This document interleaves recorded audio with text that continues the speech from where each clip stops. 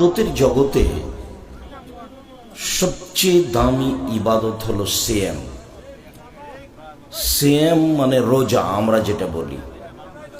আর আমি সাধারণত রোজা শব্দ ব্যবহার করি না, এই জন্য যে রোজা মানে হলো উপবাস থাকা, আর সিয়াম মানে হলো বিরত থাকা।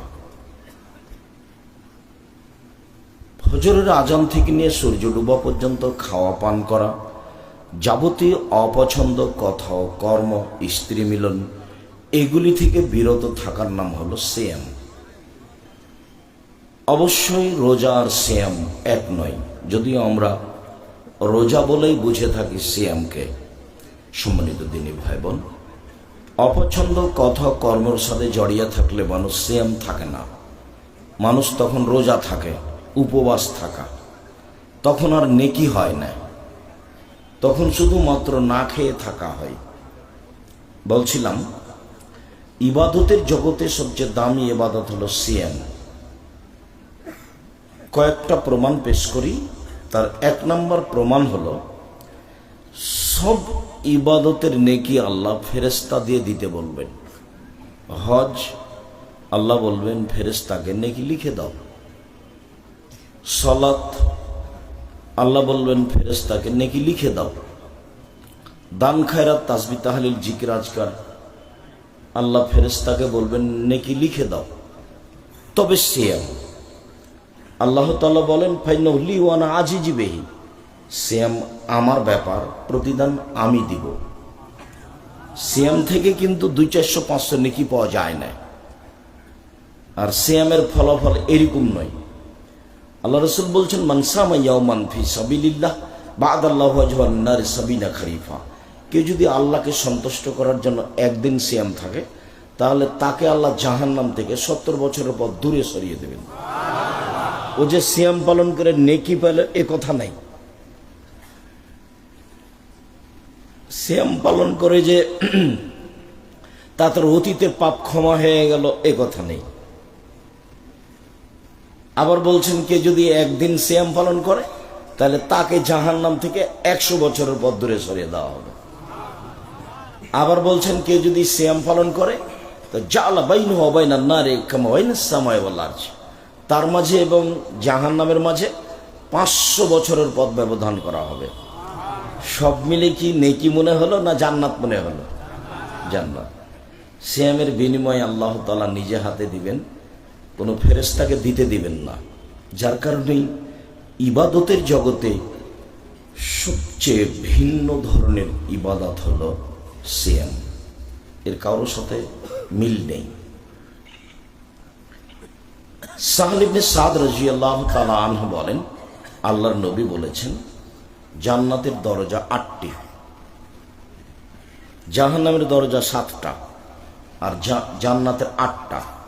তো যখন মানুষ জান্নাতে ঢুকবে, তখন সব দরজা থেকেই ফেরেশতারা ডাকবেন, যারা হজ করেছেন এ দরজা দিয়ে আসেন, যারা সিয়াম পালন করেছেন এ দরজা দিয়ে আসেন, যারা দান করেছেন এ দরজা দিয়ে আসেন, যারা সালাত আদায় করেছেন এ দরজা দিয়ে আসেন। তো আল্লাহ রাসূল বললেন, সিয়াম পালনকারীর শেষ ব্যক্তি এই যা দাখালা আখির মুগলিকা, সিয়াম পালনকারীর শেষ ব্যক্তি দরজাতে ঢুকে গেলে এই দরজাটা বন্ধ করে দেওয়া হবে, তখন অন্য দরজা খোলা থাকবে। তার মানে হজ পালনকারী দানের দরজা দিয়ে ঢুকতে পাবে, দানকারী হজ পালনকারীদের দরজা দিয়ে ঢুকতে পাবে, কিন্তু সিয়াম ছাড়া এই দরজা দিয়ে কে ঢুকতে পাবে? এটা হলো সিয়ামের পার্সোনাল মর্যাদা, এ কারোর সাথে মিল রাখে না। সম্মানিত দিনী ভাই বোন, সিয়াম বিচারের মাঠে মানুষের পক্ষে কথা বলবে। অবশ্য মানুষের পক্ষে কথা বলবে বিচারের মাঠে 4টে জিনিস। 1, সিয়াম। 2, কোরআন। 3, কালো পাথর হাজরে আসওয়াদ। 4, আঙ্গুল। মানুষ যদি আঙ্গুলে তাসবিহ গণনা করে, তাহলে বিচারের মাঠে আঙ্গুল তার পক্ষে কথা বলবে, আল্লাহ এ আমাকে দিয়ে তাসবিহ গণনা করেছে, তুমি একে জান্নাতে দাও। তাসবিহ দানা দিয়ে তাসবিহ গণনা করলে এই সুযোগ হবে না। হাজার দানা হলে হবে না, পাগড়ি 22 হাতের হলে হবে না, জুব্বা হলে হবে না, কিছুই না। একটা মানুষের কথা দিয়ে ধর্ম চলে, যার নাম মুহাম্মদ সাল্লাল্লাহু আলাইহি ওয়াসাল্লাম। পৃথিবীর কোনো মানুষের কোনো দাম নেই। পৃথিবীর মানুষ যারা বড় মানুষ তারা সম্মানী, সম্মান করে ডাকতে হবে, সম্মান করে খাওয়াতে হবে, আর মেনে চলতে হবে একটা মানুষকে যার নাম মুহাম্মদ সাল্লাল্লাহু আলাইহি ওয়াসাল্লাম। যেভাবে পানি পান করেছেন সেভাবে করতে হবে। বলে ডান হাতে ধরেছেন তো ডান হাতে ধরতে হবে, বসে পান করেছেন তো বসে করতে হবে, 3 শ্বাসে করেছেন তো 3 শ্বাসে করতে হবে, বলে পান শেষে আলহামদুলিল্লাহ বলেছেন তো আলহামদুলিল্লাহ বলতে হবে। এর নাম অনুসরণ। উনি একজন, যার নাম মুহাম্মদ সাল্লাল্লাহু আলাইহি ওয়াসাল্লাম। পৃথিবীর কোনো মানুষ এই সুযোগ রাখে না, পৃথিবীর কোনো মানুষ এই সুযোগ রাখে না। সম্মানিত দিনী ভাই বোন, এক আঙ্গুল বিচারের মাঠে আপনার পক্ষে কথা বলবে। আব্দুর রাজ্জাক সাহেব থামেন। আঙ্গুলে তাসবিহ গণনা করলে আমার ভুল হয়, তাই তো আমি তাসবিহ দানাই করি। এখন থেকে মরা পর্যন্ত যদি একদিনও ঠিক না হয় তবুও নেকি হবে, এটাই পথ। আর তাসবিহ দানা দিয়ে গণনা করলে ওটা রাসূলের পথ নয়। মর্মে অযথা অজুহাত দাঁড় করে কোনো লাভ নেই। এর নাম শরীয়ত কারো ভালো মন্দ দিয়ে চলে না। 2, কোরআন তেলাওয়াত, অভ্যাস হতে হবে কোরআন পড়া। অন্তত নিচে নামতে নামতে বলা হয়েছে সূরা ইখলাস 3 বার। 3, কালো পাথর। টাকা যদি হজ করতে গিয়ে বৈধ হয় তাহলে কালো পাথরে যে চুমা দিয়েছে, চুমা তো দিতে পারেনি, দূর থেকে বলেছে লাব্বাইক আল্লাহু আকবার দিয়ে হাতে ইশারা করেছে, এটাই চুমা দেওয়া। আল্লাহু আকবার, এটাই চুমা দেওয়া। যদি টাকা বৈধ হয় তাহলে কালো পাথর বিচারের মাঠে আপনার পক্ষে কথা বলবে। এই কথা মুহাম্মদ সাল্লাল্লাহু আলাইহি ওয়াসাল্লাম বলেন। তিনি বলেন সিয়াম কথা বলবে মানুষের পক্ষে। সিয়াম বলবে রব্বি মানাতুহু তুমা বিন্নাহারে, মানাতুহু তুমা শাওয়াতা বিন্নাহারে ফাসাফিনি ফিহি। প্রতিপালক, এই লোকটাকে আমি দিনে 2টা কাজ করতে দিইনি। 1, খেতে দিইনি, 2, মন মতো চলতে দিইনি। প্রতিপালক, তুমি আমার একটা কথা শোনো, একে জান্নাতে দাও। আমি একে 2টা কাজ করতে দিইনি। 1, খেতে দিইনি, 2, মন মতো চলতে দিইনি। তুমি আমার কথা শোনো, ফাইসাফা আনে। কোরআন এবং সিয়ামের কথা মেনে নেওয়া হবে। আল্লাহ বলবেন সিয়াম ঠিক আছে, তোমার কথা আমি মেনে নিলাম, একে জান্নাতে দিলাম। সিয়ামের বিনিময়ে জান্নাত। মধ্যেখানে আরো 2টা কথা বলেনি। আমি একে খেতে দিইনি আর মন মতো চলতে দিইনি। সেটা কি? ঘুম থেকে উঠে দাড়ি চাঁচা ছোট করা মানে হলো মন মতো চলা। মনের মতো সাত করে প্যান্টটা টাকুন নিচে রাখা হলো মন মতো চলা। দোকানে বসে এখানে বসে ল্যাংটা মেয়ে দেখা, এর নাম ওর নাম বদনাম করা, গিবাত করা, ক্ষমতা দেখানো, দলীয় দাপটে মানুষকে জেল হাজত দেওয়া, এগুলো হলো মন মতো চলা।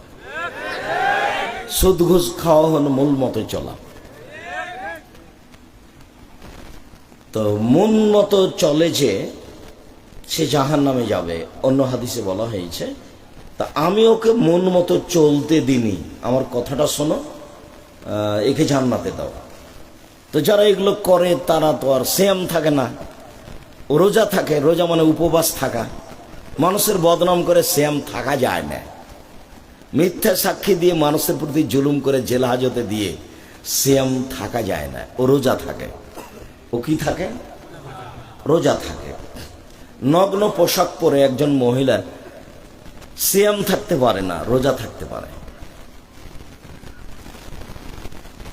সম্মানিত দিনী ভাই বোন, একজন মহিলা এইভাবে আঁটো সাঁটো বোরকা পরে অঙ্গ প্রত্যঙ্গ জাতিকে দেখিয়ে রোজা থাকতে পারে, সিয়াম থাকতে পারে না। রোজা মানে উপবাস থাকা, সিয়াম মানে বিরত থাকা। আমি জানি না, মধ্যখানে একটা কথা মনে পড়ে গেল, সেই কথাটা আপনাকে একটু ভালো করে বুঝিয়ে বলি, তারপর আমরা এখান থেকে সরে আলোচনায় চলে যাব। সেটা হলো এই যে জাবের রাদিয়াল্লাহু তাআলা আনহু বলেন, একদা আমরা রাসূলের সাথে যুদ্ধ করে আসছিলাম। এখন মদিনায় ঢুকবো।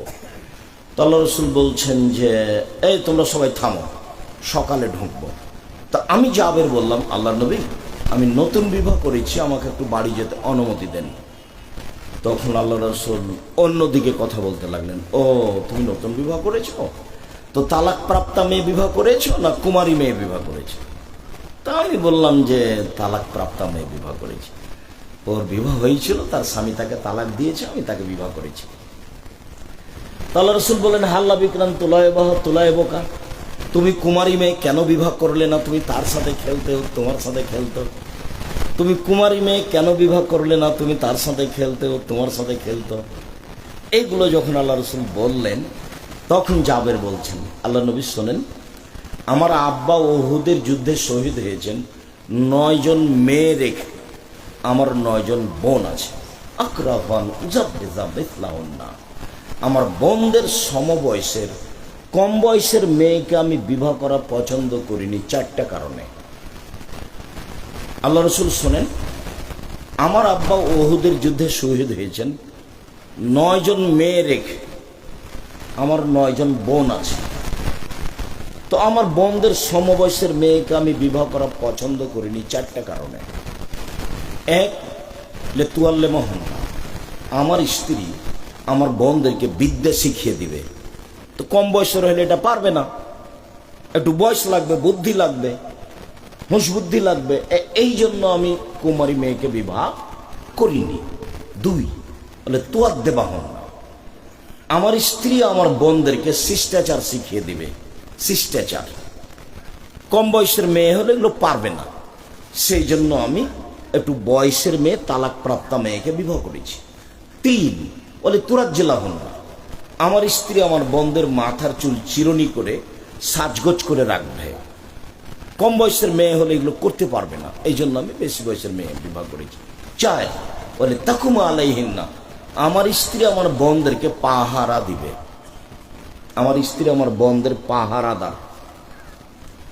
এই কথাটা এই পর্যন্ত বলে আপনাকে আমি বলতে চাইলাম, ওই যে কথাটা এসেছিল ফ্যাশন বোরকা পরে, আঁটো কাপড় পরে যারা থাকছে মেয়ে মানুষ, তারা রোজা থাকে, শ্যাম থাকে না।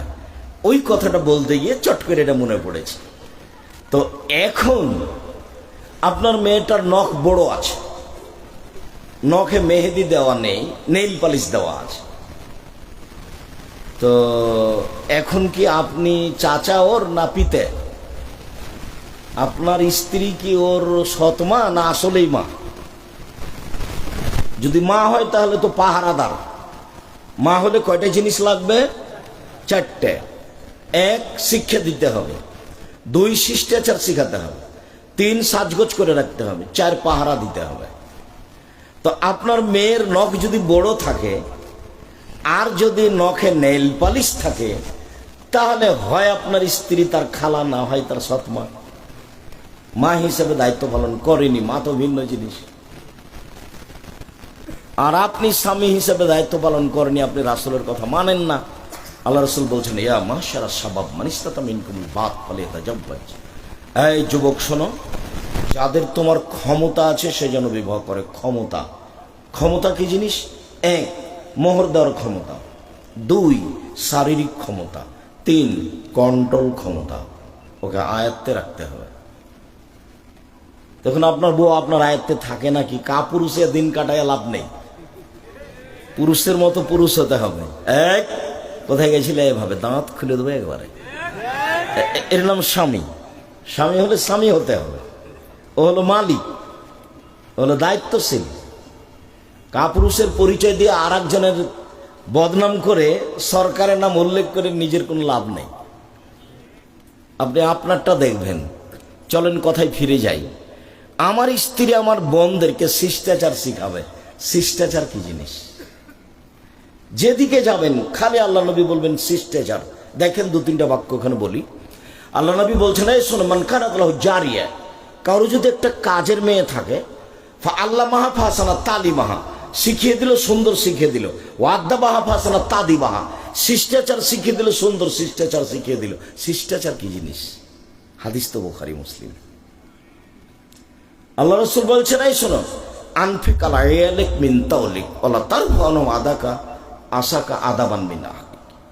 তুমি তোমার উপার্জিত পয়সা দিয়ে ছেলে মেয়েকে লালন পালন করো, পড়াও। দরখাস্ত লিখা টাকা কমাতে হবে না, তুমি উপার্জন করে তোমার ছেলে মেয়েকে পড়াও। উপার্জন বাপের জমিদারি দিয়ে পড়াও, ব্যবসা করে পড়াও, নাহলে দিন মজুরি করে পড়াও। প্রতিদিন দিন মজুরি করে 500 টাকা পাবা, এক মাসে 15,000 টাকা পাবা। ওরা না হয় 3-4 হাজার টাকা নেবে। উপার্জন করে ছেলে মেয়েকে পড়াও। যদি দিন মজুরি করে না পারো তাহলে ভিক্ষা করে পড়াও। মানুষের উপার্জনের শেষ পথ কি? ভিক্ষা। ভিক্ষা বাপে করবে, ছেলে পড়াশোনা করবে। ছেলে মেয়েকে পড়াশোনা করার বাপের শেষ পথ কি? ভিক্ষা করা। এটা তার জিম্মেদারি, করতেই হবে। এটা তার জিম্মেদারি, জরুরি ভাবে। তাহলে রাসূল পরের বাক্যে বললেন যে তুমি শিষ্টাচারের লাঠি উঠিয়ে নিও না পরিবার হতে, মানে শক্তভাবে শিষ্টাচার বাস্তবায়ন করো। শিষ্টাচার কি জিনিস? আল্লাহ রাসূল বললেন, মান ওয়ালাদাহু ওয়ালাদান ফালিহসিন ইসমাহু আদাবাহু। কারো যদি ছেলে মেয়ে জন্ম নেই, সেজন্য একটা সুন্দর নাম রাখে, শিষ্টাচার শিখিয়ে দেয়। শিষ্টাচার কি জিনিস? আল্লাহ রাসূল বলেন, মান কানা লাহু সালাসা বানাত। কারো যদি 3টা মেয়ে থাকে, ফা আল্লামাহুন্না, তাকে বিদ্যা শিখালো, ও আদাবাহুন্না, তাকে শিষ্টাচার শিখালো, অসাকাহুন্না, তাকে পান করালো, অকাসাহুন্না, তার কাপড় চোপড়ের ব্যবস্থা করলো, তাহলে কন্যা হেজাবান মিনান নারে হেজাবান নার ইয়াউমাল কিয়ামা। বিচারের মাঠে ওর মেয়ে ওকে বাঁচানোর জন্য অন্তরাল হয়ে যাবে। ওদিকে থাকবে জাহান্নাম, আর এদিকে থাকবে ওর বাপ, আর মধ্যে থাকবে মেয়েরা। আগে বাপের জান্নাত ঘোষণা হবে, তারপরে সরবে। মধ্যে কে আছে? মেয়েরা। এদিকে কে আছে? বাপ। আর ওদিকে কি আছে? জাহান্নাম। তবে 10টা ছেলেকে পড়াই 1 পয়সা লাভ হবে, এ কথা আল্লাহ নবী বলেননি। 10টা ছেলেকে যদি মাস্টার ডিগ্রি পাস করায় বাপ, তাহলে বাপের 1 পয়সা লাভ হবে, এ কথা আল্লাহ নবী বলেননি। তবে ছেলেকে পড়াবে কেন? জন্ম দিয়েছে এই জন্য। লাভ সব মেয়েদেরকে, সব মেয়েদের আলোচনা। কেন? ইহুদিরা মেয়েদের দাম দেয়নি। ওরা বলেছে ওটা হলো মনোরঞ্জনের জিনিস। 30, 40, 50 বছর পর্যন্ত জেনা করতে হবে ওর সাথে, তারপরে বিবাহ করতে হবে, 2-1টা ছেলে মেয়ে হবে, তারপর ওকে বৃদ্ধাশ্রম করে দিয়ে দিতে হবে। ও পশু প্রাণীর মতো। খ্রিস্টানেরা তার 5 পয়সা দাম দেয়নি, বলেছে এ হলো উপভোগের জিনিস। আবার বলেছে যদি এদের ঋতু হয়, হাইজ হয়, ছি ছি ছি, ওকে বাড়ির পিছন দিকে রেখে আসো। চাঁপাইনবাবগঞ্জের ভাষাতে ছাই তোলা প্লেট দিয়ে ওকে ভাত দাও। প্লেটে ছাই তোলা প্লেট, বুঝলেন? ছাই উঠানোর জন্য যে ভাঙা প্লেটটা ব্যবহার করে। ময়লাযুক্ত গ্লাসে ওকে পানি দাও। কেন? ওর হাইজ হয়েছে, ওর সাথে খাওয়া হবে না, ওর সাথে থাকা হবে না। ইহুদি খ্রিস্টান এরকম দেখিয়েছে। আর জাহেলিয়াতের যুগে মেয়েদেরকে মাটিতে পুঁতে দেওয়া হতো, ওরাও দাম দেয়নি। ইহুদিরা দেয় না, খ্রিস্টানরা দেয় না, হিন্দুরা আজও দেয়নি, কোনোদিন দেয়নি, কিয়ামত পর্যন্ত দেবে না। হিন্দুরা মেয়েদেরকে জমি দেয় না, হিন্দুরা মেয়েদেরকে জমি দেয় না। বিবাহের দিন শেষ করেছে সব, কলার গাছের চতুর্দিক দিয়ে ঘুরিয়ে কাজ শেষ করেছে। জমি জায়গা নেই। সব দাম দিয়েছে কোরআন, সব সম্মান দিয়েছে আল্লাহ, সব সম্মান দিয়েছেন মোহাম্মদ সাল্লাল্লাহু আলাইহি ওয়াসাল্লাম। সম্মান দিতে দিতে দিতে দিতে এই পর্যায়ে দিয়েছেন, বলছেন আর দুনিয়া কুল্লুহা মাতা খায়ের মাতার দুনিয়াল মারাতুল সালাহ। সব পৃথিবী, গোটা পৃথিবী সম্পদ, পৃথিবীর সবচেয়ে দামি সম্পদ মহিলা। গোটা পৃথিবী সম্পদ, সবচেয়ে দামি সম্পদ ভালো মহিলা।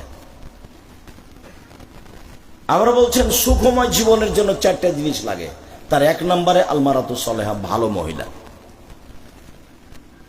আবার বলছেন মহিলা যদি 4টা কাজ করে জান্নাতের সব দরজা খোলা। পুরুষ 4টা কাজ করে জান্নাত পাবে না, এই সুযোগ পুরুষের নেই। 1, 5 ওয়াক্ত সালাত, 2, রমজানের সিয়াম, 3, স্বামীকে মেনে চলা, 4, জেনায় লিপ্ত না হওয়া, জান্নাতের সব দরজা খোলা। কে যদি 3টা মেয়ে লালন পালন করে, তাহলে ওর মেয়েরা ওকে জাহান্নামে যেতে দিবে না, না করে দিবে। মেয়েরা বলবে না, হবে না, আগে জান্নাত তারপরে আমরা। যেমন ছোট অবস্থায় কোনো ছেলে মেয়ে যদি মারা যায় আপনার, তাহলে আপনার জান্নাত ঘোষণা না হওয়া পর্যন্ত ওরা আপনার পাশ থেকে সরবে না। তো ছেলে মেয়ে তো একটা, কয়টা মরে কয়টা থাকে, 10-12টা হলে 2-4টা মরতো, 2-4টা থাকতো। সব ইহুদি খ্রিস্টানরা এদেরকে পাগল বানাচ্ছে। এগুলো বিষয়ে বক্তব্য শুনলে আব্দুল্লাহর বক্তব্যে ফিরে যেতে হবে। সম্মানিত দিনী ভাই বোন, বলছিলাম শিষ্টাচার কি জিনিস, সব জায়গায় কেন শিষ্টাচার। 4টা কারণে আমি কম বয়সের মেয়ে বিবাহ করিনি। 1, শিক্ষা দিবে। 2, শিষ্টাচার শিখাবে। 3, সাজগোজ করে রাখবে। 4, পাহারা দিবে। আপনার মেয়েটা স্কিন পায়জামা পরে হাটে বাজারে যায়, যেটা পায়ের সাথে লেগে আছে, গায়ের সাথে লেগে আছে, আপনার চোখে পড়ে না, আপনার একটু লজ্জা হয় না, আপনার একটু ছায়া হয় না, আপনার স্ত্রী দেখে না, ও হস্তিনী বউ, ওকে তালাক দিতে হবে। ওই বউকে তালাক দিতে হবে। আমি তালাক দিতে আদেশ করি না, আমার পরামর্শ। তবে এটা বউ নয়, এ কথাই ঠিক। ও ছেলে মেয়েকে লালন পালন করা জানে না। ওর বাপে বিবাহ দিয়েছে, স্বামীর কাছে গেছে, সেই জন্য বাচ্চা হয়ে গেছে। আসলে ও মা, এ কথা তার জানা নাই। এই ছেলে, মা হলে কয়টা জিনিস লাগবে মনে করে যাওয়া এখান থেকে। তোমার কিছু না কিছু আমি উপকার করবই করবো ইনশাল্লাহ। বক্তব্যের সাথে ফাঁকি দিও না, মুনাফিকি করো না। মুনাফিকি করে কোনো লাভ নাই। তোমার প্যান্টটা যদি টাকনোর নিচে থাকে, তোমার বোনের যদি পায়জামাটা স্কিন হয়, গায়ে লেগে থাকে, তুমি তোমার মাকে কালকে বলিও, আম্মা আপনাকে আব্দুর রাজাক সাহেব খালা বলে ডাকতে বলেছে, খালা কেমন আছে? আম্মা আপনাকে আব্দুর রাজাক সাহেব বলে গেছেন সৎমা বলে ডাকতে, সৎমা কেমন আছেন? আসসালামু আলাইকুম। সৎমা কেমন আছে? মা হলে কি করতে হবে?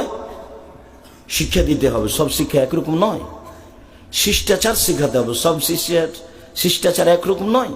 মোবাইলটা রিং হচ্ছে, অন করে দে হ্যালো, এটা একটা শিষ্টাচার।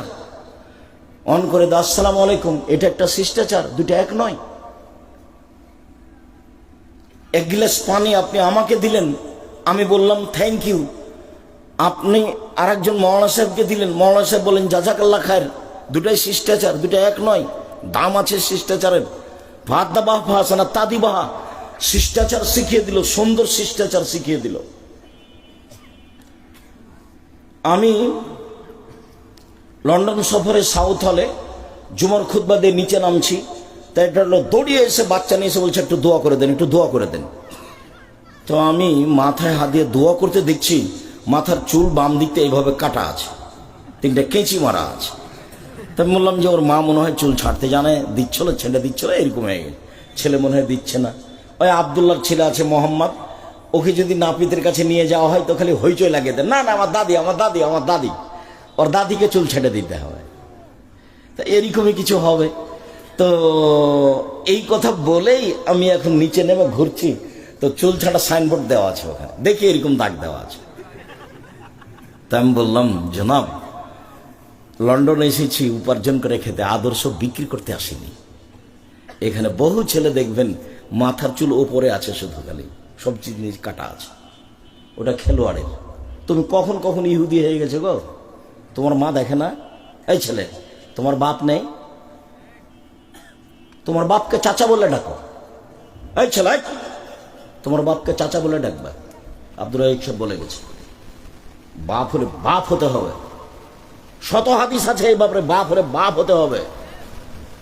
উপার্জন করে খাওয়াতে পারে তার নাম বাপ নয়, শুধু আনফেকালা ইয়েলেক বিন তৌলেক। ছেলে মেয়েকে লালন পালন করো, পড়িয়ে মানুষের মতো মানুষ করো, শিষ্টাচার শিখবে। সব জায়গাতে বিদ্যার সাথে শিষ্টাচার লাগা আছে। শত হাদিস শিষ্টাচার দিয়ে গড়া। মেয়েটার নখ বড় কেন, কেন থাকবে? ইহুদি খ্রিস্টানদের পতিতালয়ের মেয়েদের বৈশিষ্ট্য হচ্ছে নখ বড়, নাকা রাখা, নখে নেইল পালিশ দেওয়া। ইহুদি খ্রিস্টানদের পতিতালয়ের মেয়েদের বৈশিষ্ট্য হলো নখ বড় রাখা, নখে নেইল পালিশ দেওয়া। আরো নিচের ভাষায় বলি, ইহুদি খ্রিস্টানদের বেশ্যালয়ের মেয়েদের বৈশিষ্ট্য হলো নখ বড় রাখা, নখে নেইল পালিশ দেওয়া। আমার মেয়ের নখ বড় কেন? আমার মেয়ের নখে নেইল পালিশ কেন? আমার মেয়ের নখে থাকবে মেহেদি, হাতের নখে তো থাকবে, পায়ের নখে থাকবে। আমি তো ওটা গ্রহণ করব না। আমি মুসলিম চির রণবীর, মরণকে করি না ভয়, মরলে শহীদ বাঁচলে গাজী, আমার উভয় সমান, মরলো জান্নাতি বাঁচলো জান্নাতি। আমি লসে থাকি না কোনো সময়। অমুসলিম লসে থাকতে পারে, ওর ফলাফল ভালো নয়, ওর দাড়ি পাল্লা হবে না বিচারের মাঠে। হিন্দুদের দাড়ি পাল্লা হবে না বিচারের মাঠে, ইহুদির হবে না, খ্রিস্টানের হবে না, যারা আকীদায় মায়ের খেয়েছে শিয়া কাদিয়ানি এদের হবে না। ফাইয়ুখাজবিন নাওয়াসি ওয়াল আকদাম, ওদের মাথা এবং পা ধরে জাহান্নামে নিক্ষেপ করা হবে। যারা মুমিন পুরুষ নারী পাপ করেছে নেকি করেছে তাদের দাড়ি পাল্লা হবে। সবার দাড়ি পাল্লা হবে না। ফলা নকল আমার কেয়ামাতে ওজ না, ওদের কোনো বিচারই নেই, ওদের হিসাব নিকাশ নেই। আপনি মা, আপনি বাপ, দুইজন মিলে স্বামী স্ত্রী মিলে সংসারটা বাস্তবায়ন করেন। আপনার মেয়ের পরনে স্কিন পায়জামা উঠলো কেন, কেন উঠবে? আবার কোন সময় পায়জামা পরেছে দিচ্ছে এরকম ফাঁকা আর একজন ঢুকবে। রিক্সায় উঠে যখন তখন হাঁটু পর্যন্ত উঠে, চোখে পড়ে না? আপনাকে আব্বা বলে ডাকে না? কি বলে আপনার মেয়ে? আপনাকে কি বলে? বলা উচিত, শরম হওয়া দরকার, লজ্জা হওয়া দরকার, হায়া হওয়া দরকার, ইতস্তবোধ হওয়া দরকার, মানবতা থাকা দরকার, বোধোদয় থাকা দরকার, হিতাহিত জ্ঞান থাকা দরকার। শিষ্টাচার কি জিনিস?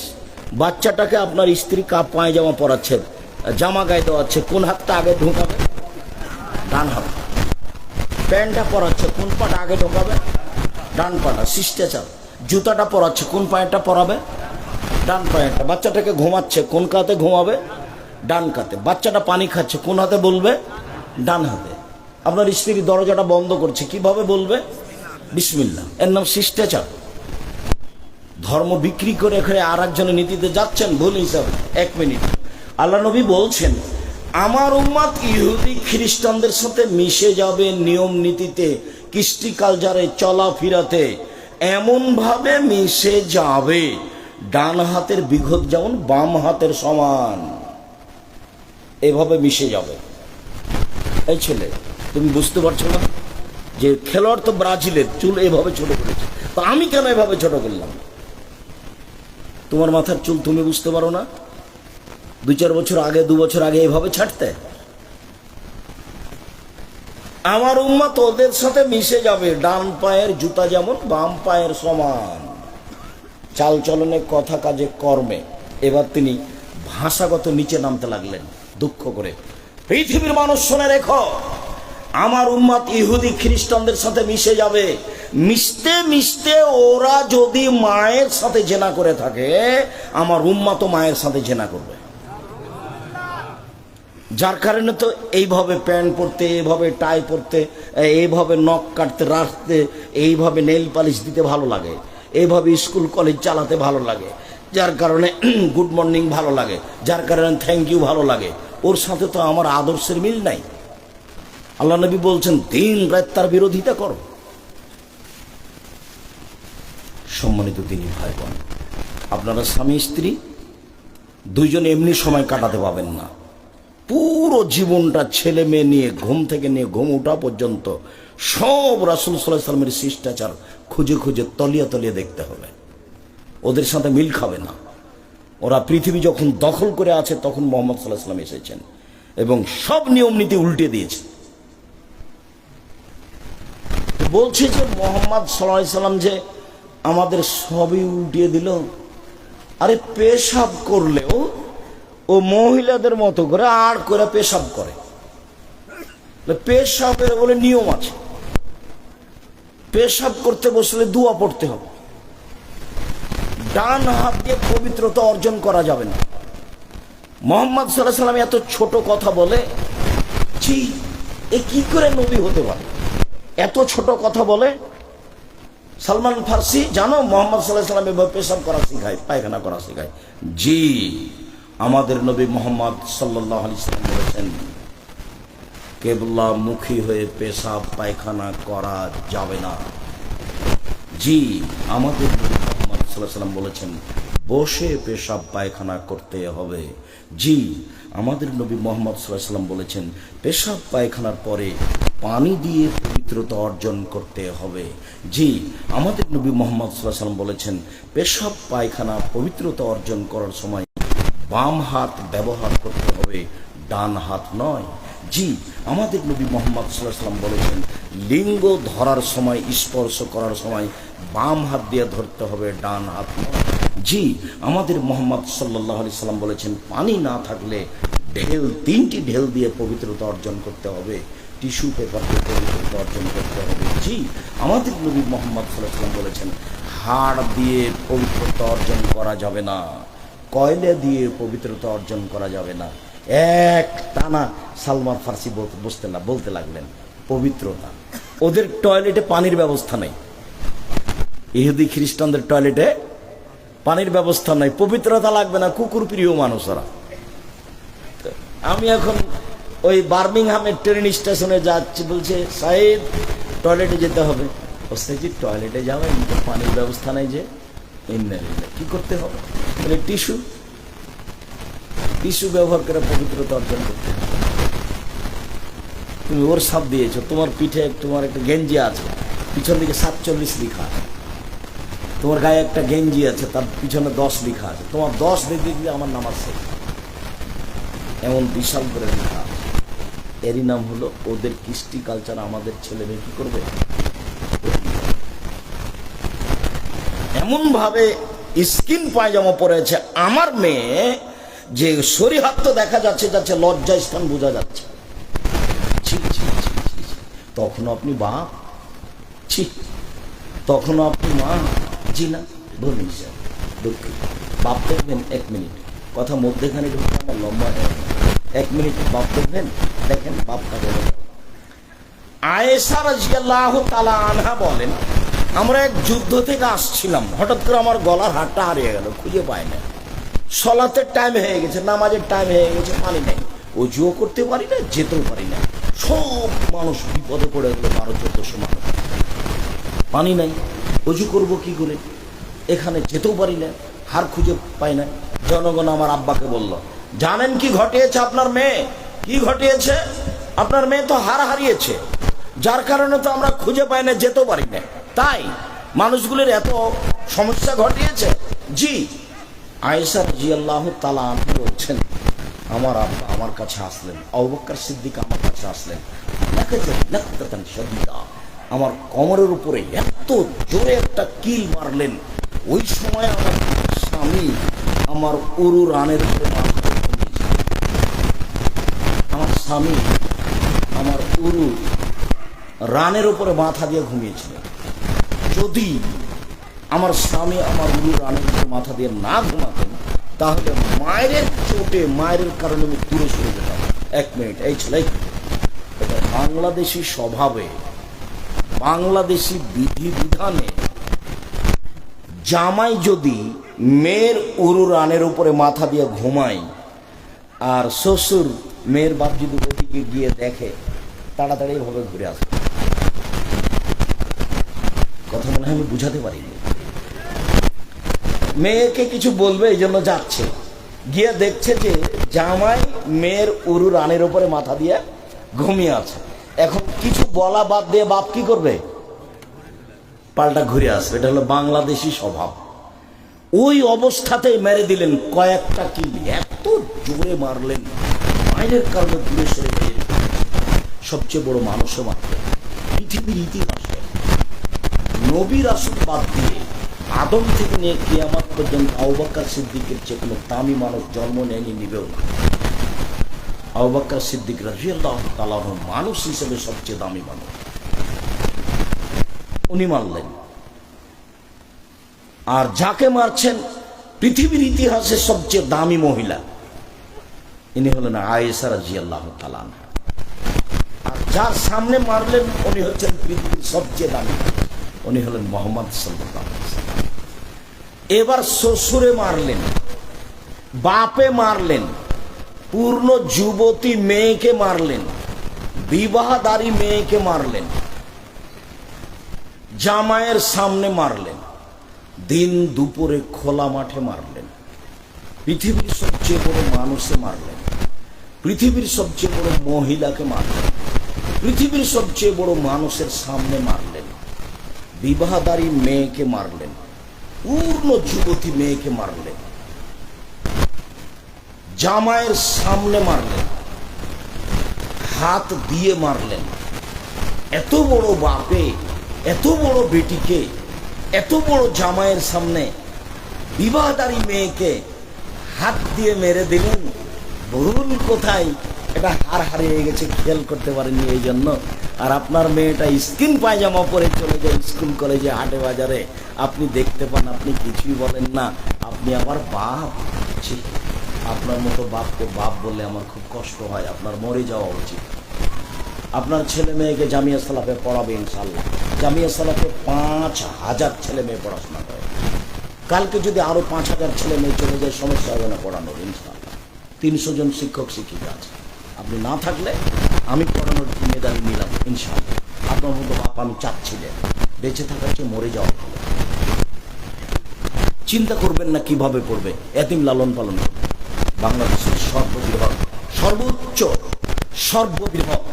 সর্বোচ্চ প্রতিষ্ঠান জামিয়া সালাফিয়া, মনে বড় সাত।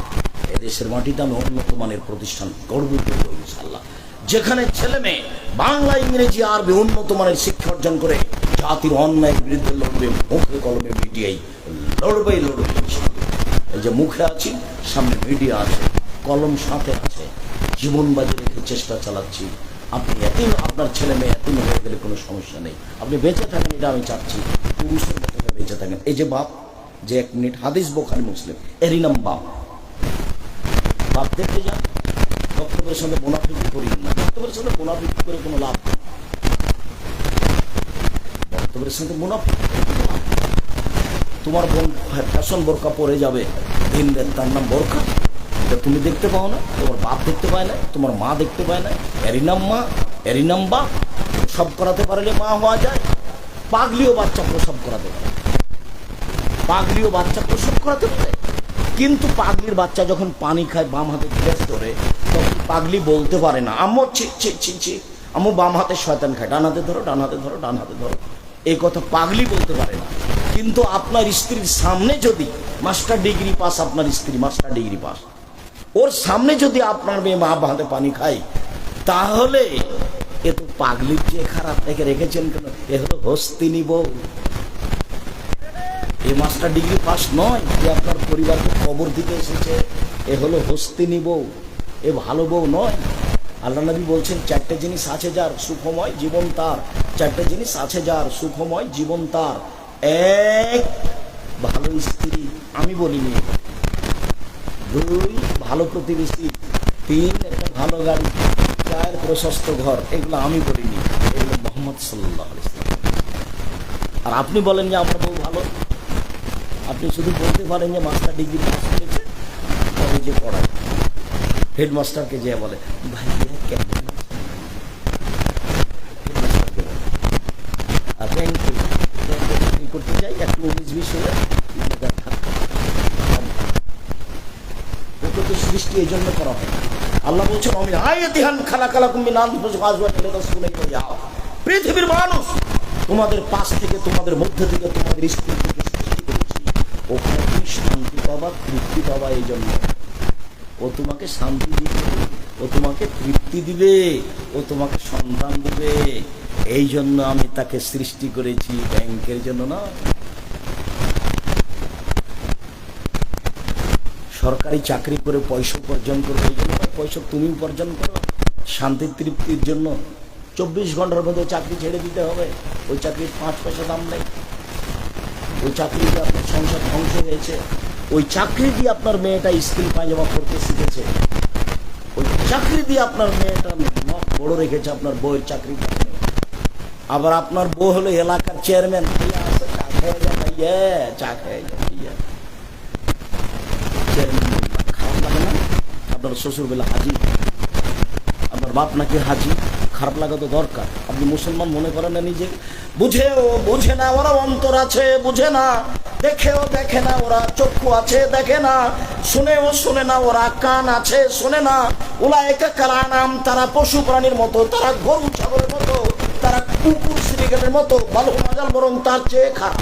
আপনার জীবনটা গরু ছাগল পশু প্রাণীর মতো। খারাপ লাগে কেন? কেন খারাপ লাগে? আমি আব্দুর রাজ্জাক বিন ইউসুফ জাতির সামনে ৩৩ বছরে কোনোদিন অপ্রয়োজনীয় কথা বলি। আপনার এই বউকে যদি আমি অশিক্ষিত প্রমাণ করতে পারি,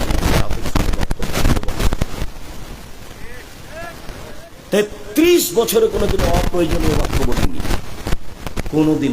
আজ কেন ৩৩ বছরে কোনোদিন বলিনি। ৩৩ বছরে আমি কোনোদিন সরকার বিরোধী বক্তব্য দিইনি, একটা বাক্য নেই। ৩৩ বছর আমি কোনোদিন মাযহাব নিয়ে কথা বলিনি, একটা বাক্য নেই। আর আপনি মাযহাবী মানুষ শুরু করলেই আপনি আর একজনকে গালি দিয়ে শুরু করেন,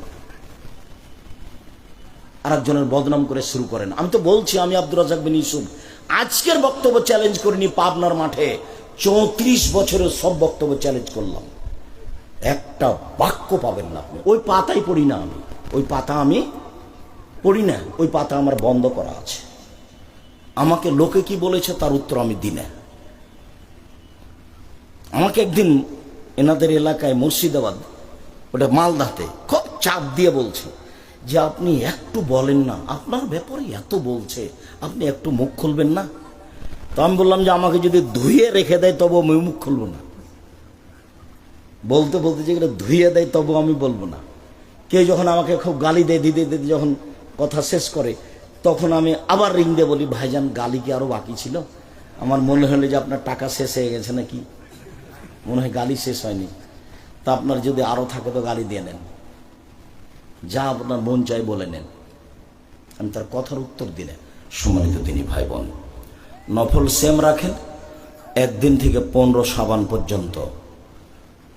15ই শাবানে মানুষের ভাগ্য লিখা হয়, মানুষের যা মারা যাবে তা লিখা হয়, যা জন্ম হবে তা লিখা হয়, রুজি। এগুলো মিথ্যা কথা, জাল হাদিস। শাবান মাসে বাৎসরিক রিপোর্ট পেশ করা হয়। কোন দিন তা মুহাম্মদ সাল্লাল্লাহু আলাইহি ওয়াসাল্লামের জানা ছিল না। তো উনি বাৎসরিক রিপোর্ট ধরার জন্য উনি শাবান মাসে বেশি বেশি সিয়াম থাকতেন। আজ মনে হয় রিপোর্ট, কাল মনে হয় রিপোর্ট, পরশু মনে হয় রিপোর্ট। এই রিপোর্টের জন্য তিনি সিয়াম থাকতেন প্রায় শাবান, আর বলতেন একটানা 15 রাখো। এই জন্য উনি চাইতেন এই যে আমার রিপোর্টটা, বৎসরের রিপোর্ট না, দেখো আমি সিয়াম আছি, দেখো দেখো আমি সিয়াম আছি। আর বৃহস্পতিবার সোমবার তিনি সিয়াম থাকতেন, আর সাপ্তাহিক রিপোর্ট সিয়াম অবস্থায় দেখার জন্য। যে না, দেখো আমার 1 সপ্তাহের রিপোর্ট, দেখো সিয়াম অবস্থায় আছি, দেখো। এটা ভালোবাসতেন তিনি। আমার রিপোর্ট আল্লাহর কাছে পেশ করা হবে, আল্লাহ দেখুক যে আমি সিয়াম আছি। মুহাম্মদ সাল্লাল্লাহু আলাইহি সাল্লাম বৃহস্পতিবার সোমবার সিয়াম থাকতেন, রোজা থাকতেন। কেন? সাপ্তাহিক রিপোর্টটা আল্লাহকে কি অবস্থায় দেখাতে চাইতেন? সিয়াম রোজা অবস্থায়। শাবান মাসে বেশি বেশি সিয়াম থাকতেন কেন? বাৎসরিক রিপোর্ট পেশ করা হয় শাবান মাসে, কোন দিন তার জানা ছিল না। তাই তিনি বেশি বেশি সিয়াম থেকে রিপোর্টটা ধরার চেষ্টা করতেন। দেখো আমার বাৎসরিক রিপোর্ট, আমি সিয়াম অবস্থায় আছি। ইবাদতের জগতে সবচেয়ে দামি সিয়াম, দামি ইবাদত সিয়াম। উমামা বাহিলি বলছেন, আমি একদিন আল্লাহর নবীকে বললাম, মুরনিবে আমালিন, একটা আমলের কথা বলেন যা দিয়ে আমি জান্নাতে চলে যাব। তখন আল্লাহ রাসূল বললেন, উমামা আলাইকা বিসসাম ফাইনাল্লাহ ঈদুল্লাহু, সিয়াম পালন করো। ইবাদতের জগতে সিয়ামের সমপর্যায়ের কোনো ইবাদত নেই। এটা সিয়াম, রোজা, এটা হজ। হজ সিয়ামের সমপর্যায়, জি না? এটা সিয়াম, এটা হলো সালাত, সালাত সিয়ামের সমপর্যায়, জি না? এটা হলো সিয়াম, এটা হলো দান সাদাকা, দান সাদকা সিয়ামের পর্যায়, জি না? পৃথিবীর কোনো ইবাদত নেই যেটা কার সমপর্যায়ের হতে পারে? সিয়ামের সমপর্যায় হতে পারে। মহরমের 2 দিন সিয়াম থাকেন, আরাফার 1 দিন সিয়াম থাকেন। আর সারা বছর সিয়াম পালনের 2টা পদ্ধতি শুনে যান, একটা সহজ, একটা একটু ভারী। প্রত্যেক মাসে 3 দিন থাকবেন আর রমাজান থাকবেন, সারা বছর সিয়াম পালনের নেকি হবে। প্রত্যেক মাসে 13, 14, 15, 3 দিন। আর হাইজের কারণে যদি মহিলাদের কোনো সমস্যা ঘটায় তাহলে মাসে 1 দিন করলেই হলো, আরবি মাসে, তাতে 15-20 চলে যাক, 17-18, 22-24 চলে যাক, তাতে আসে যায় না। মাসে 3টে আর রমজান, তাহলে আপনি কি পাবেন? সারা বছর সিয়াম পালনের আর একটা পদ্ধতি, এটা হলো সহজ। শাওয়ালের 6টা আর রমজান। শাওয়ালের কয়টা? 6টা।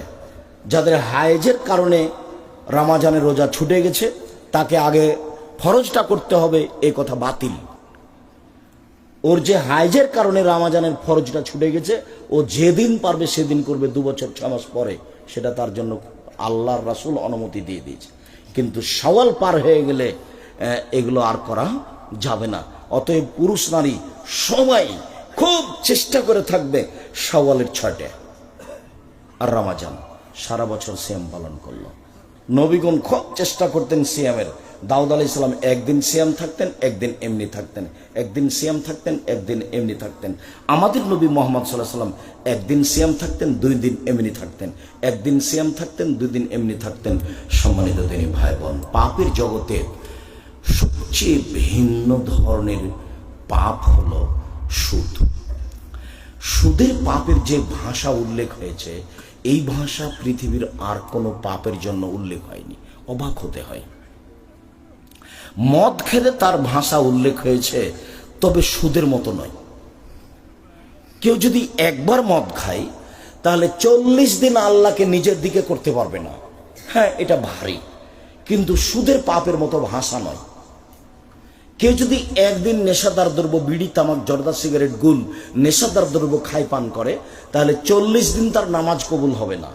এইটা পরিস্থিতি খুব ভারী, কিন্তু সুদের মতো পাপের ভাষা নয়। সুদের পাপের ভাষাই ভিন্ন, খুব কঠিন। এই ছেলে, বসো, এক খেয়ালে চেয়ে থাকো, আমার দিকে চেয়ে থাকবেন। কথা যেন 19-20 না হয়। পাখি যেন মনে করে আপনি পাথর। আমি আপনার জন্য এসেছি, এবং একটা দিন বের করতে প্রায় 3 বছর সময় লাগে। আপনার সাথে আমার ভালোবাসার অভাব নেই, কিন্তু আমি আসতে পারি না আপনি চাইলেই। আমি আপনার জন্য এসেছি। কোনো কাজ করবেন না কয়েক মিনিট, কোনো কাজ আমাকে দেখাবেন না দয়া করে। উপস্থিত বৈঠকের দিনই মুসলিম বোন, আপনাকে বলছি, কথা বলবেন না। ঢং ঢং ঢং ঢং করে গল্প করতে করতে এসেছেন, আবার ঢং ঢং ঢং ঢং করে গল্প করতে করতে চলে যাচ্ছেন। স্বামী নাই, বাপ নাই, ওভাবে এসেছেন কেন? আরেকজনের সাথে কথা বলছেন কেন? আর একজন যদি গায়ের ওপর দিয়ে চড়ে চলে যায়, তবে মুখ খুলবেন না, মুখখান বন্ধ রাখেন। এটা শিষ্টাচার নয়। মুখ খুললেন কেন? কেন মুখ খুললেন? আপনি অটোতে বসে আছেন, আমি উঠতে গেছি, তো আমার হাতে একটা ব্যাগ ছিল, ব্যাগটা আপনার মুখের উপরে গিয়ে লেগে গেছে, তো আপনি একটু ব্যথা পেয়েছেন। এখন কি আপনি আমাকে বলবেন ঢং না গাড়িতে উঠার? হোঁশ থাকে না, কপালে চোখ নাই? এটা কি শিষ্টাচার? আচ্ছা যাক, আমি ব্যথা পেয়েছি, মনে কিছু না, আমি বসো বসো, তুমি বসো বসো, সমস্যা নেই। এটা হলো শিষ্টাচার। কেন বললেন এই কথা? আপনি কথা বলছেন কেন? এবার মুখখান বন্ধ রাখবেন, চুপচাপ রাখবেন।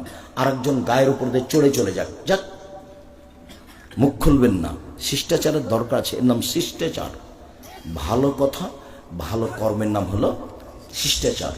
ভালো কথা, ভালো কর্মের নাম হলো শিষ্টাচার। আপনি দিনই বোন, আমি আপনার জন্য এসেছি, আপনি অপেক্ষা করুন। আপনাকে আমি অনেক ভালোবাসি, আপনার সাথে আমার কোনো দূরত্ব নেই। আপনাকে আমি খাটো করতে আসিনি, আপনাকে আমি ছোট করতে আসিনি। আপনাকে আমি আয়েশার মতো মনে করি, আপনাকে আমি খাদিজা রাদিয়াল্লাহু তাআলা আনহার মতো মনে করি, আপনাকে আমি অনেক দামি মানুষ মনে করি। আপনার সম্মান আমি খাটো করতে আসিনি, আপনাকে আমি আয়েশার মতো মনে করি। দেখবেন আপনি 1 মিনিট আয়েশাকে দেখবেন, 1 মিনিট দেখেন। আয়েশা রাদিয়াল্লাহু তাআলা আনহা বলেন যে আমার স্বামীর কবর হলো আমার ঘরে, তো আমার ঘরে আমি যাই, এটা আমার স্বামীর কবর, এমনিতেই যাই, মাথায় কাপড় দিই না দিই। কয়দিন পরে আমার স্বামীর কবরের পাশে হলো আমার বাপের কবর, তখন আমি এমনিতেই যাই, স্বাভাবিকভাবে যাই। কয়দিন পরে দেখি আমার বাপের কবরের পাশে হলো উমারের কবর। উমার কিন্তু জামাই।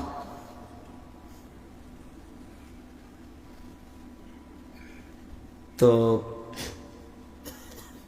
উমারের কবর, তো এখন আমি আর কবরের পাশে এমনিতে যায় না, আমি একবারে মাথায় কাপড় দিয়ে নিজেকে গুটিয়ে যাই। কেন?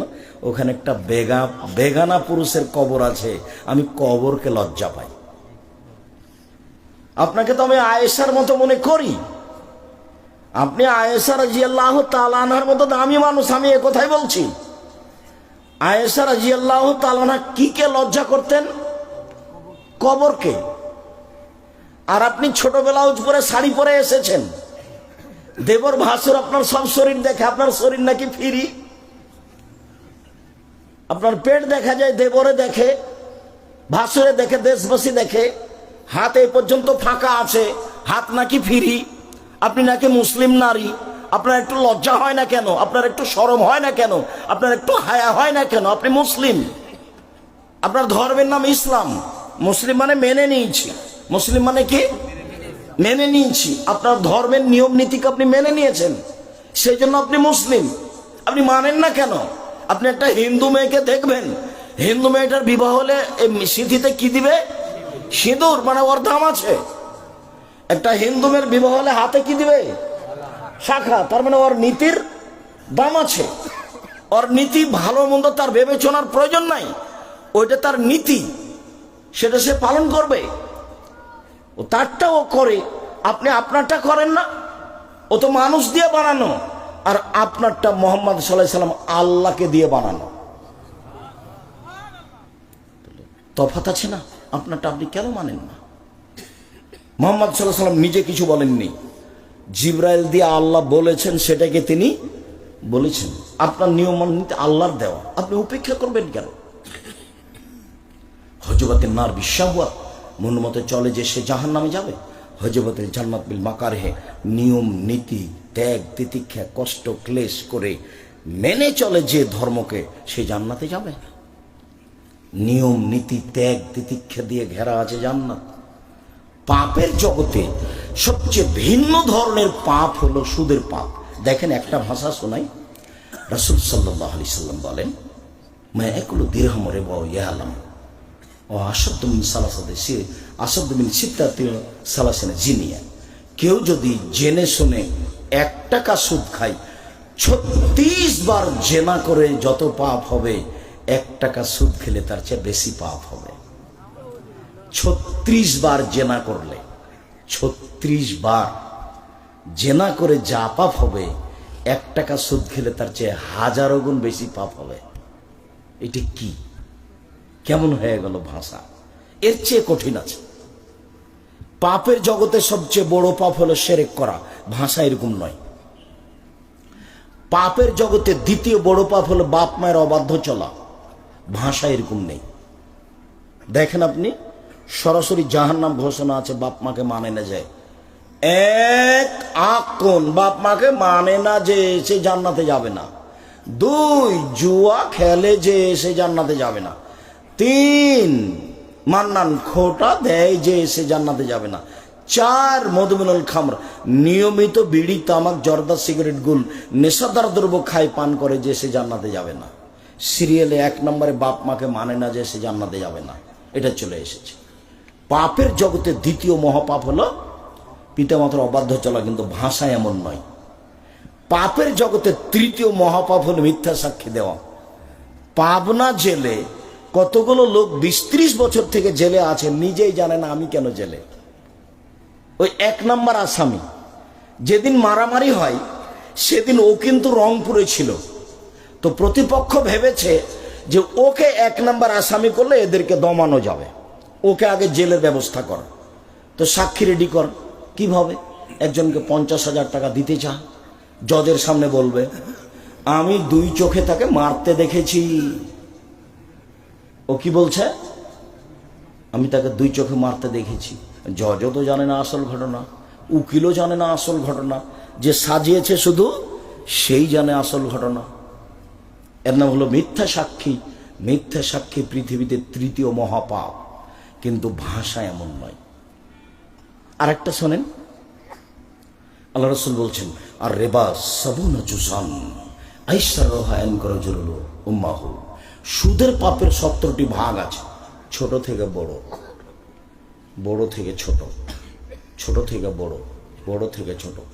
সবচেয়ে যেটা ছোট ভাগ সেটা হলো মার সাথে জেনা করলে যেমন পাপ হয়। নেন এবার বের করেন, যত পাপ আছে কারো ভাষা এরকম নয়। কেউ যদি মদ খায় 40 দিন ইবাদত কবুল হবে না, এই কথা, এটাই কথা।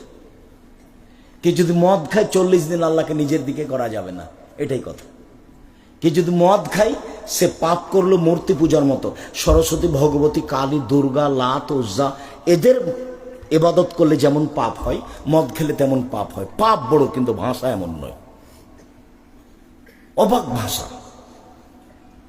সুদ কি জিনিস? আব্দুল্লাহর বক্তব্য শুনতে হবে, সুদ কি জিনিস, তাহলে বোঝা যাবে।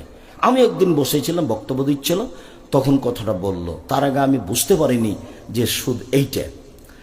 টাকাকে নিজ গতিতে চলতে দিলে মানুষ শান্তি পাবে, টাকাকে নিজ গতিতে চলতে না দিলে মানুষের উপরে বিপদ নেমে আসবে, মানুষ নিঃস্ব হয়ে যাবে, টাকা পয়সা হারিয়ে ফেলবে। মুদ্রাকে নিজ গতিতে চলতে দিতে হবে। নিজ গতি মানে মুদ্রার নিজস্ব গতি হলো বিনিময়ে ব্যবহার হবে। আমি একটা টিস্যু বক্স নিয়েছি, বিনিময়ে কি দিয়েছি? টাকা। আমি 1 কেজি বেগুন কিনেছি, বিনিময়ে কি দিয়েছি? টাকা। এটা হলো টাকার নিজস্ব গতি, এটা মুদ্রার নিজস্ব গতি। তো নিজস্ব গতির উপরে জুলুম করবে যে, তার মানে কি টাকা দিয়ে টাকা নিবে, তখন টাকার নিজস্ব গতিতে থাকতে পাবে না, ওর উপরে জুলুম করা হবে। টাকা দিয়ে টাকা নিলে টাকার উপরে কি করা হবে? জুলুম করা হবে, তার নাম সুদ। আবার ভালো করে বুঝেন, টাকার একটা নিজস্ব গতি আছে, সেটা কি? মনে থাকবে না? মনে হবে বিনিময়ে ব্যবহার হবে। এই ছেলে, টাকার নিজস্ব গতি কি বলো? বিনিময়ে ব্যবহার হবে। 1 কেজি বেগুন নিয়েছো, কি দিবা? টাকা। একটা কাপড় কিনেছো, কি দিবা? টাকা। এটা হলো টাকার নিজস্ব গতি। এবার তুমি টাকা দিয়ে টাকা নিলে, তখন টাকার নিজস্ব গতিতে থাকলো না, তখন জুলুম হয়ে গেল। মানুষ যদি টাকার উপরে জুলুম করে, তাহলে ফলাফলে আল্লাহ বলেছেন, আল্লাহ কি বলেছেন? তাহলে ওর টাকা কমে যাবে। আল্লাহ তাআলা বলেন, ইয়ামহাকুল্লাহু রিবা ওয়া ইউরবিস সাদাকাত। সুদ মানুষের টাকাকে কমিয়ে দেয়, দান মানুষের টাকাকে বেশি করে দেয়। আল্লাহ বলছেন সুদ মানুষের টাকাকে কমিয়ে দেয়, দান মানুষের টাকাকে বেশি করে দেয়। কমিয়ে দেয় কেন? ও যে জিনিসটার উপরে জুলুম করলো, এই জন্য আরো থাকতে পারছে না। আল্লাহ রাসূল বলছেন, রাসূল সাল্লাল্লাহু আলাইহি ওয়াসাল্লাম বলেন, ইন্নার রিবা ওয়া ইন কাসরা। সুদ যদিও বাহ্যিকভাবে বেশি লাগে, মনে হচ্ছে বেশি হলো, হ্যাঁ বেশি তো হলো। 100 টাকা দিয়েছি, 6 মাস পরে 120 টাকা নিয়েছি, তো বেশি হলো তো। তখন আল্লাহ নবী বলছেন, ইন্নার রিবা ওয়া ইন কাসরা। সুদ যদিও বাহ্যিকভাবে বেশি হয়, ইন্না আকিবাতাহু তাসরিলা কাল্লিন, তবে তার শেষ ফলাফল হলো নিঃস্ব। সুদের শেষ ফলাফল হলো নিঃস্ব। আল্লাহ বলছেন সুদ খেলে টাকা কমে যাবে, আর আল্লাহ নবী বলছেন সুদ খেলে মানুষ নিঃস্ব হবে। আব্দুর রাজ্জাক বিন ইউসুফ কোরআন আর হাদিসকে সামনে রেখে বলেছেন, যে সুদ খাবে তাকে ভিক্ষা করে খেতে হবে একদিন। সে না করলে তার ছেলে করবে, তার ছেলে না করলে তার নাতি করবে। এই টাকা থাকবে না, এই টাকার বিনিময় হলো তাকে একদিন ভিক্ষা করে খেতে হবে। সুদের শেষ পরিণতি কি? ভিক্ষা। সুদের শেষ পরিণতি কি? ভিক্ষা। অল্প দিনে দেখতে পারেন ভিক্ষা। ওই যে কিস্তিতে আপনার স্ত্রী টাকা নিয়েছিল, কিস্তিতে শেষ পর্যন্ত বাড়ি খান বিক্রি করে দিয়ে পালিয়ে গেছে। বাড়ি ব্যাংক সরকার নিয়ে নিয়েছে, জমিয়ে নিয়ে নিয়েছে। কত আপনার বাড়ির পাশে প্রমাণ আছে। সুদ খেলে দেশের টাকা 2-1 মানুষের কাছে চলে যাবে, বাকি মানুষ নিঃস্ব হয়ে যাবে। সুদ খেলে পৃথিবীর 2-1 দেশে টাকা চলে যাবে, বাকি দেশ দেউলিয়া হয়ে যাবে। বাকি দেশ কি হবে? দেউলিয়া হয়ে যাবে। এটা সুদের ফলাফল। যার কারণে সুদের পাপের ভাষাগুলি এরকম, অবাক হতে হয়। সম্মানিত দিনী ভাই বোন, আল্লাহ বলছেন, কালু ইন্নামাল বায়উ মিসলু রিবা। মানুষে বলছে সুদ আর ব্যবসা একই। সুদেও টাকা বাড়ে, ব্যবসাতেও টাকা বাড়ে, সুদেও টাকা বাড়ে, ব্যবসাতেও টাকা বাড়ে। মানুষে বলছে সুদ আর ব্যবসা একই, তখন আল্লাহ তাআলা বলছেন আরে না, আহলাল্লাহু বাইআ হারামা রিবা, আল্লাহ চিরদিনের জন্য সুদকে হারাম করেছেন আর চিরদিনের জন্য ব্যবসাকে বৈধ করেছেন। চিরদিনের জন্য সুদ হারাম, চিরদিনের জন্য ব্যবসা যায়। এই ছেলে আরো শোনো, মুহাম্মদ সাল্লাল্লাহু আলাইহি সাল্লামের মুখের কথা, আর তাজিরা সাদিক এখনো ইয়াউমাল কিয়ামা মা শুহুদা সিদ্দিকুন ওয়াল আম্বিয়া, সত্যবাদী ব্যবসায়ী বিচারের মাঠে নবীগণের সাথে থাকবেন না। এবার এদিক ওদিকে খেয়াল করেছিল, বুঝতে পারোনি ওই সময়ে ইহুদি খ্রিস্টানেরা কি বলেছিল? ওরা বলেছিল সুদ আর ব্যবসা একই। ওরা কি বলেছিল? সুদ আর ব্যবসা একরকম। কেন? সুদেও টাকা বাড়ে, ব্যবসাতেও টাকা বাড়ে। তখন আল্লাহ এই কথাটা ঠেকিয়ে দিয়ে বললেন, পৃথিবীর মানুষ শুনে রেখো, সুদ চিরদিনের জন্য হারাম, ব্যবসা চিরদিনের জন্য হালাল। আল্লাহ বললেন শুনুন, শুধু তাই নয়, আল্লাহ নবী বলছেন মানুষ যদি ব্যবসাতে সত্যবাদী হয়, মিথ্যে কথা না বলে ব্যবসায়ী, তাহলে বিচারের মাঠে ও নবীর সাথে থাকবে। তাহলে কি সুদ আর ব্যবসা এক হলো? এখানে আল্লাহর নবী বললেন যে ব্যবসায়ী যদি সত্যবাদী হয় তাহলে কার সাথে থাকবে?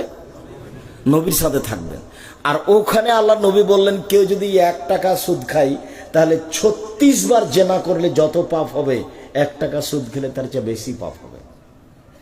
আবার বললেন যে সুদের ছোট পাপটা হলো মায়ের সাথে জেনা করলে যেমন পাপ হয়।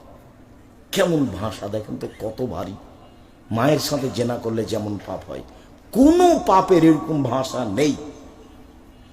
মানুষকে হত্যা করা মহাপাপ, ভাষা এমন নয়। এতিমের টাকা পয়সা খেয়ে নেওয়া মহাপাপ, ভাষা এমন নয়। মানুষের জমি জোর করে দখল করা মহাপাপ, ভাষা এমন নয়। মানুষকে গালি দেওয়া মহাপাপ, ভাষা এমন নয়। মা বাপ মায়ের অবাধ্য চলা মহাপাপ, ভাষা এমন নয়। মিথ্যে সাক্ষী দেওয়া মহাপাপ, ভাষা এমন নয়। ভাষা সবচেয়ে ভারী কঠিন কোন পাপের? সুদের পাপের। বিবাহিত ছেলে মেয়ে যদি জেনা করে তাহলে তাকে ইট ঢেল পাথর দিয়ে মেরে মেরে মেরে ফেলতে হবে। অবিবাহিত ছেলে মেয়ে যদি জেনা করে তাহলে 100 লাঠি পিটিয়ে তাকে এলাকা থেকে তাড়িয়ে দিতে হবে। জেনার গতিবিধি ভিন্ন, ওর সাথে কোনো পাপের বাস্তবতার মিল নাই। কেউ যদি জেনা করে বিবাহ না করার আগে তাহলে তাকে 100 লাঠি পিটিয়ে এলাকা থেকে 1 বছরের জন্য তাড়িয়ে দিতে হবে। এমন কোনো পাপ নাই যার বিধান এরকম। আবার বিবাহ করার পরে যদি কেউ জেনা করে তাহলে তাকে ইট ঢেল পাথর দিয়ে মেরে মেরে মেরে ফেলতে হবে। এই দেশের লাখো ভাবিকে ইট ঢেল পাথর দিয়ে মেরে ফেলতে হবে যারা দেবরের সাথে জেনায় লিপ্ত হয়েছে। এদেশের লাখো দুলাভাইকে ইট ঢেল পাথর দিয়ে মেরে ফেলতে হবে যারা সেলিকার সাথে জেনায় লিপ্ত হয়েছে। এদেশের লাখো পুরুষকে ইট ঢেল পাথর দিয়ে মেরে ফেলতে হবে যাদের স্ত্রী থাকা সত্ত্বেও অন্য মহিলার সাথে জেনায় লিপ্ত হয়েছে। এদেশের লাখো নারীকে ইট ঢেল পাথর দিয়ে মেরে ফেলতে হবে সরকারিভাবে যাদের স্বামী থাকা সত্ত্বেও অন্য পুরুষের সাথে জেনায় লিপ্ত হয়েছে। পাপের জগতে এমন কোনো পাপ নেই যেটা এমন হতে পারে 3 শ্রেণীর মানুষকে হত্যা করতে হয়, তার 2 শ্রেণীর মানুষের বাঁচার পথ আছে। আশহাদু আল্লা ইলাহা ইল্লাল্লাহ, আমি সাক্ষ্য দিচ্ছি আল্লাহ ছাড়া কোনো মাবুদ নাই। ওয়া আশহাদু আন্না মুহাম্মদ রাসূলুল্লাহ, আমি সাক্ষ্য দিচ্ছি মুহাম্মদ আল্লাহ রাসূল। এইরকম সাক্ষী দেওয়া লোককে হত্যা করা যায় 3টা পাপের কারণে, তবে 2টা পাপের কারণে বাঁচা যায়। 1, বলছে আমি কোরআন মাজিদ মানি না, তাহলে তাকে সরকারিভাবে হত্যা করতে হবে, তার নাম মুরতাদ। 1 বলছে গাভীর দুধ হারাম, তাহলে তাকে হত্যা করতে হবে সরকারিভাবে। 1 বলছে যে মদ হালাল, তাকে হত্যা করতে হবে সরকারিভাবে, তবে এর বাঁচার পথ আছে।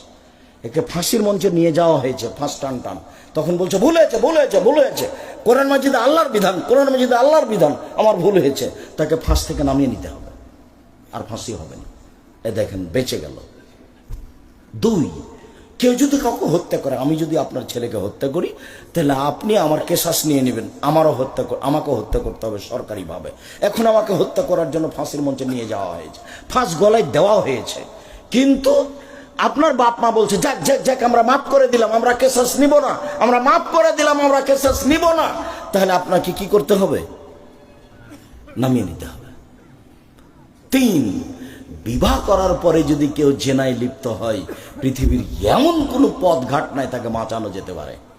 আপনার বিচার হলো না, আপনি তওবা করলেন, পাপ ক্ষমা হয়ে যাবে ইনশাল্লাহ, সেটা ভিন্ন কথা। তার দয়া ভিন্ন, ফেরাউনকে মাফ করতে পারে, সেটা ভিন্ন কথা। কিন্তু আপনাকে এইটা জানতে হবে, অন্তত আপনি বেঁচে থাকার কোনো সুযোগ রাখেন না, এটা আপনাকে মনে রাখতে হবে। 1 মিনিট, এই ছেলে 1 মিনিট, যা তোমরা তুমি গামে দিয়ে, গামেদ সম্প্রদায়ের একজন মহিলা আসলো, এই আল্লাহ রসুলকে বলছে তাহিরনি ইয়া রাসূলুল্লাহ, আল্লাহ রসুল আমাকে পবিত্র করেন। তখন আল্লাহ রসুল বলছেন ইরজিই, বাড়ি ফিরে যাও, আস্তাগফিরুল্লাহ, আল্লাহর নিকটে ক্ষমা চাও, অতুবি ইলাইহি, তওবা করো। তখন মহিলাটি বলছে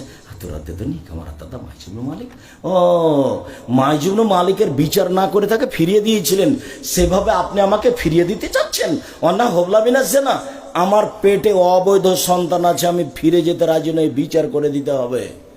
দেখেন ইসলামী নিয়ম কেমন। আল্লাহ রসুল বলছেন ইরজিই হাত্তা তালেদি, বাড়ি ফিরে যাও, যেদিন বাচ্চা হবে সেদিন আসো, বিচার করে দিব। মহিলা বাড়ি চলে গেল। মুসলিম হাদিস গ্রন্থে এসেছে, যেদিন বাচ্চা প্রসব হয়েছে সেদিনে একটা ন্যাকড়ায় জড়িয়ে নিয়ে এসে বলছে এ দেখেন বাচ্চা প্রসব হয়েছে, বিচার করে দেন।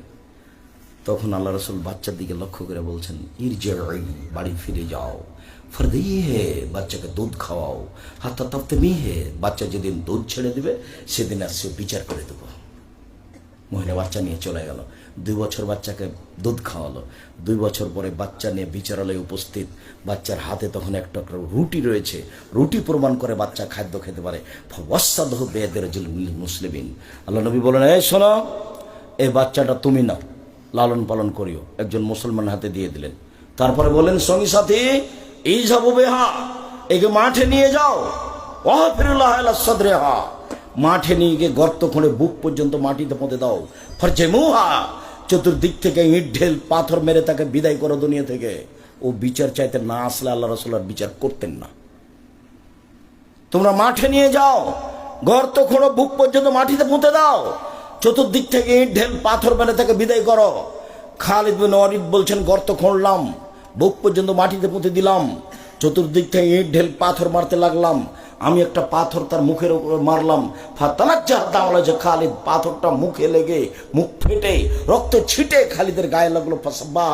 খালিদ তাকে গালি দিয়ে বসলেন ছি ছি ছি ছি ছি, একজন জেনাকারিনী মহিলার গায়ের রক্ত আমার গায়ে লাগলো। এইভাবে বলতে আল্লাহ রাসূল বলছেন মারে না খালিদ, খালিদ থামো, গালি দিও না, লাগাত তাওবাত তাওবাতান লাউ তাওবা সাহেব মাকসিল্লাহ গফিরালাহ।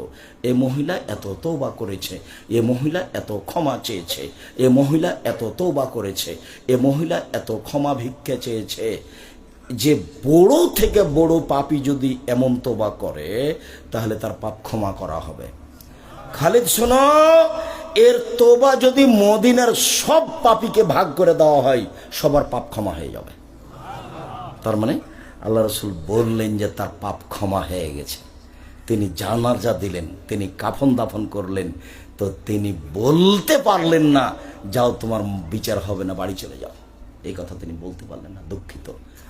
সম্মানিত তিনি ভাই বোন, বিবাহের পরে জেনা ভিন্ন ধরনের শাস্তি, ভিন্ন ধরনের পাপ।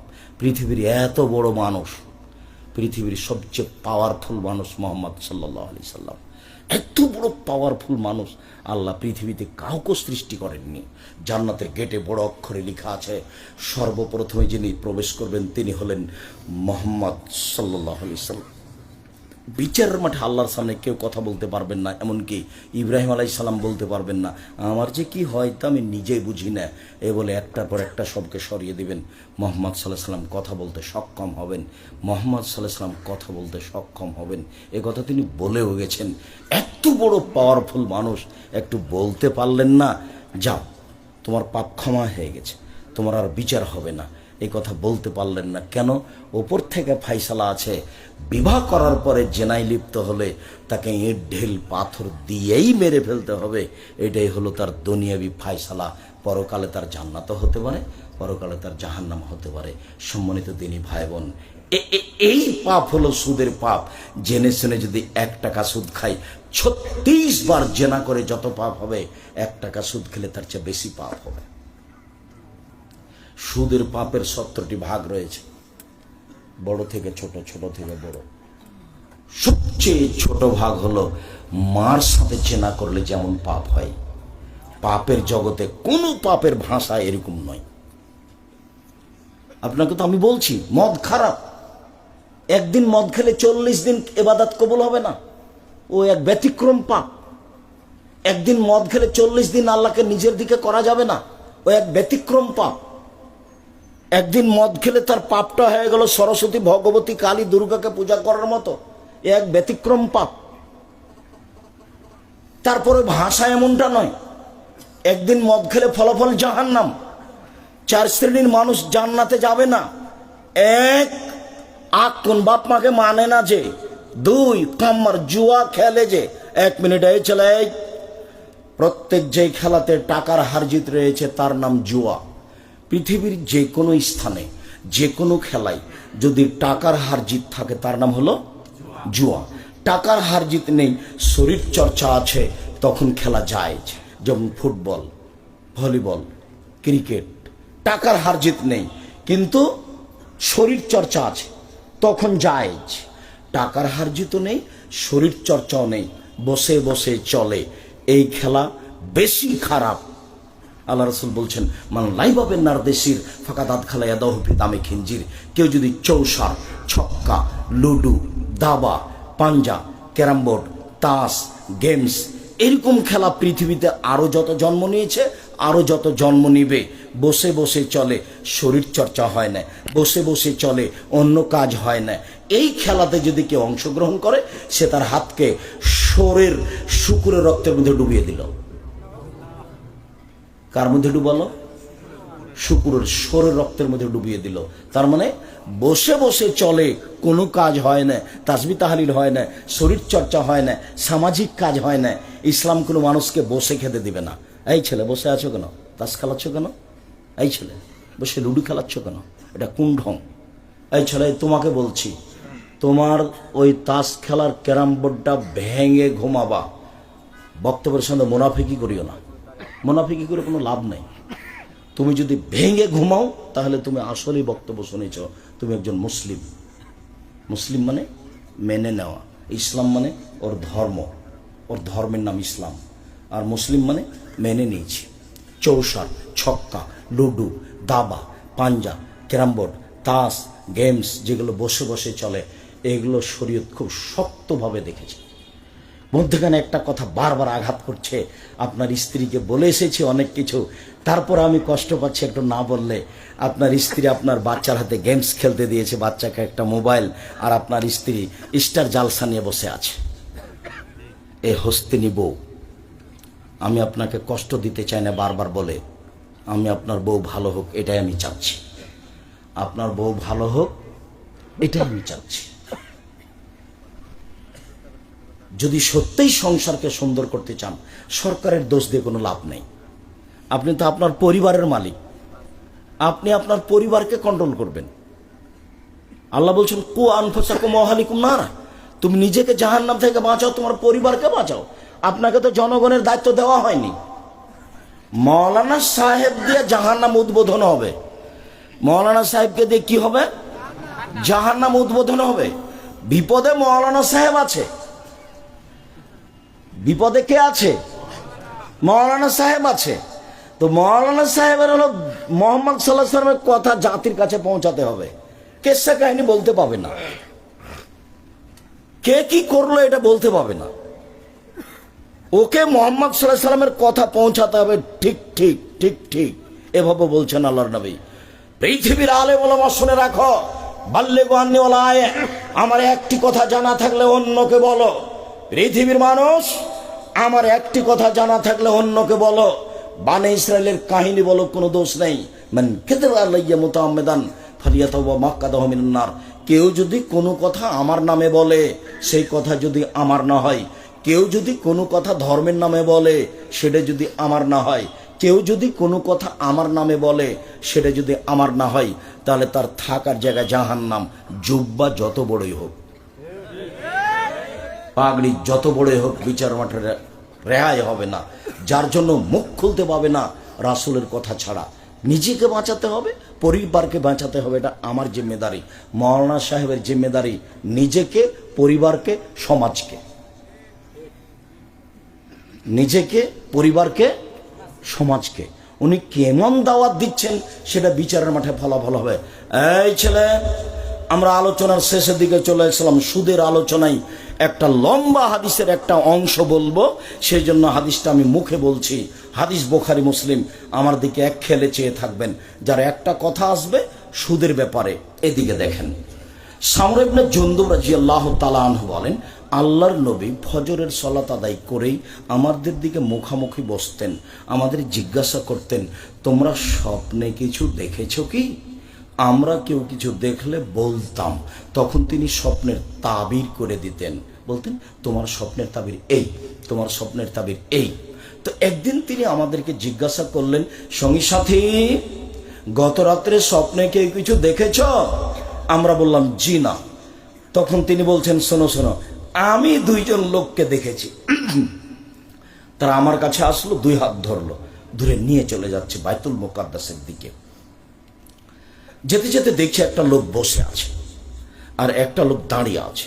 যে লোকটা দাঁড়িয়ে আছে তার হাতে একটা লোহার বাঁকা লাঠি রয়েছে, মুখের ডান দিক দিয়ে ঢুকে চিরে পিছন দিকে নিয়ে যাচ্ছে, আবার বের করে মুখের বাম দিকে লাগাচ্ছে। তো বাম দিক চিরতে না চিরতে দেখে ডান দিক ঠিক হয়ে গেছে, আবার বের করে ডান দিকে নিয়ে আসছে। আমি বললাম, মা যা, একই দৃশ্য। তো তারা দুজন বলছেন, চলতে থাকে চলতে থাকে। আমি কিছু না বলে চলতে থাকলাম। চলতে চলতে দেখছি যে একটা লোক চিত হয়ে শুয়ে আছে, আর একটা লোক পাশে দাঁড়িয়ে আছে, তার হাতে একটা বড় পাথর আছে। মারছে পাথর তার মাথার উপরে, মাথা একবারে ভেঙে চৌচির হয়ে যাচ্ছে, পাথরটা ছিটকে দূরে চলে যাচ্ছে। ও পাথরটা আনতে যাচ্ছে, আনতে না আনতে দেখে মাথা ঠিক হয়ে গেছে, আবার মারছে। তা আমি বললাম, এ কি দৃশ্য, ব্যাপারটা কি, এ কোন শাস্তি? তো কি ব্যাপার? তারা দুজন বললেন, চলতে থাকেন। আমি কিছু না বলে চলতে থাকলাম। আস্তে আস্তে দেখি একটা গর্তের মতো, চুলহার মতো একটা গর্ত, উপরের দিক সংকীর্ণ, নিচের দিক প্রশস্ত। দেখি তার ভিতরে আগুন জ্বলছে, দাদা দাদা দাদা করে আগুন উপরে চলে যাচ্ছে, আবার নিচে যাচ্ছে। দেখি তার ভিতরে পুরুষ এবং নারী উলঙ্গ অবস্থায় জমা ধরে আছে, উলঙ্গ অবস্থায় দুজন করে জমা ধরে আছে, দাদা দাদা দাদা করে উপরে চলে যাচ্ছে, আবার নিচে আসছে, আবার উপরে যাচ্ছে, আবার নিচে আসছে। আমি বললাম, এ কি? তারা দুজন বলেন, চলতে থাকে। আমি কিছু না বলে চলতে থাকলাম। আস্তে আস্তে দেখি একটা নদী, নদীতে পানি নেই, শুধু রক্ত রক্ত, পানি নেই। তো দেখছি নদীর পাশে একটা লোক দাঁড়িয়ে আছে, হাতে পাথর আছে, আর মাঝামাঝিতে একটা লোক আছে, খুললো মারা দেয় এক রোজা। যতবার উঠার চেষ্টা করছে, পাশ থেকে পাথর মেরে তার মুখটাকেও ভেঙে দিচ্ছে পাশের লোকটা। যতবার চেষ্টা করছে উঠার, ততবার পাথর দিয়ে তাকে রক্তের মাঝামাঝিতে করে দিচ্ছে আর মুখটা ভেঙে দিচ্ছে। আমি বললাম, এ কি? তারা দুজন বললেন, চলেন, চলতে থাকেন। তো আমি কিছু না বলে চলতে থাকলাম। দেখি একটা বাগান, সবুজ বাগান, অনেক বড়। দেখি গাছ, একটা অনেক বড় গাছ, বাগানের ভেতরে গাছের পাশে একটা বৃদ্ধ মানুষ বসে আছে। বৃদ্ধ মানুষ, তার সামনে দেখি অনেকগুলো বাচ্চা ছেলে আছে। দেখি পাশে একটা লোক দাঁড়িয়ে আছে, তার হাতে একটা লোহার বাঁকা লাঠি আছে, এইভাবে আগুনকে উত্তেজিত করছে। এটা আমি দেখতেই তারা দুজন উপর দিকে নিয়ে চলে গেল, একটা ঘরে ঢোকালো। এত সুন্দর ঘর আমি কোনোদিন দেখিনি। ঘরে আছে যুবক, ঘরে আছে যুবতী, ঘরে আছে মহিলা, ঘরে আছে পুরুষ, ঘরে আছে বৃদ্ধ মানুষ, সব ভর্তি। বের করে নিল, আরো উপরে নিয়ে গেল আর একটা ঘর, আল্লাহু সামাদ। পরের ঘরটা আগের ঘরের চেয়ে আরো সুন্দর। দেখি এখানে যুবক আছে আর বৃদ্ধ মানুষ আছে। আমি বললাম, এই শোনো, এতক্ষণ যা দেখলাম বলে দাও, কি দেখলাম? কালা, তারা দুজন, হ্যাঁ সব বলে দেব। শোনেন, ওই যে প্রথম লোকটাকে দেখলেন না, ডান দিক দিয়ে, মুখের ডান দিক দিয়ে বাঁক আল্লাহর লাঠি ঢুকে চিরে ফেলা হচ্ছে। ফারাজুলুন কাযযাব, ও মিথ্যে কথা বলতো। ইফালু বিহিল ইয়াউমিল কিয়ামা, যতদিন পর্যন্ত জাহান্নাম জান্নাত বিচার না হচ্ছে ততদিন পর্যন্ত তার এই শাস্তি হতে থাকবে। মিথ্যে কথা থেকে বিরত থাকতে হবে।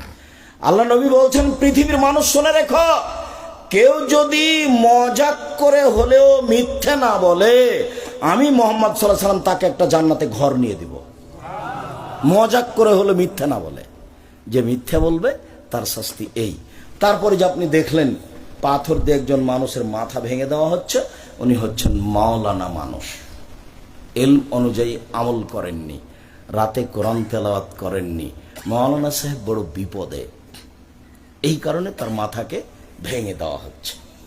তারপরে যে আপনি দেখলেন চুলার মতো একটা গর্ত, ধাঁধা ধাঁধা ধাঁধা করে আগুন জ্বলছে, উপরে যাচ্ছে নিচে নেমে আসছে।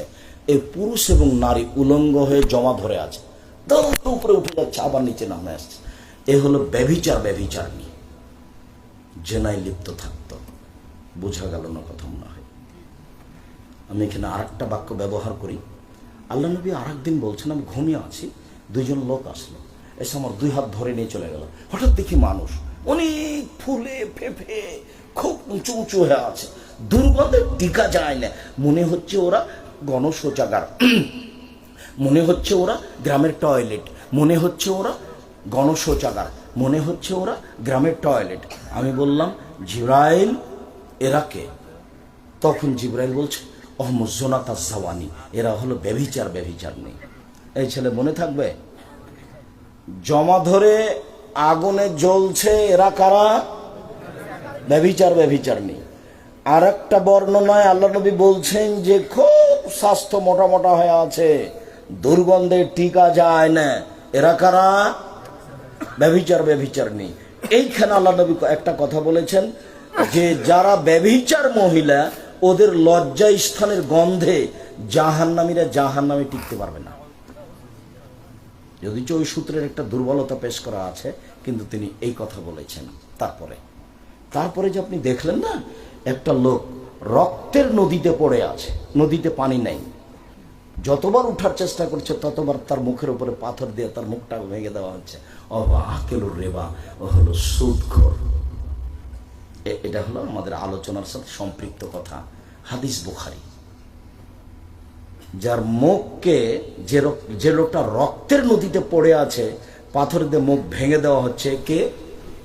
সুদখোর। বিচারের দিন পর্যন্ত এভাবে শাস্তি হতে থাকবে। এই ছেলে, এক টাকা সুদ খেলে 36 বার জেনা করে যত পাপ হবে, 1 টাকা সুদ খেয়ে তার চেয়ে বেশি পাপ হবে।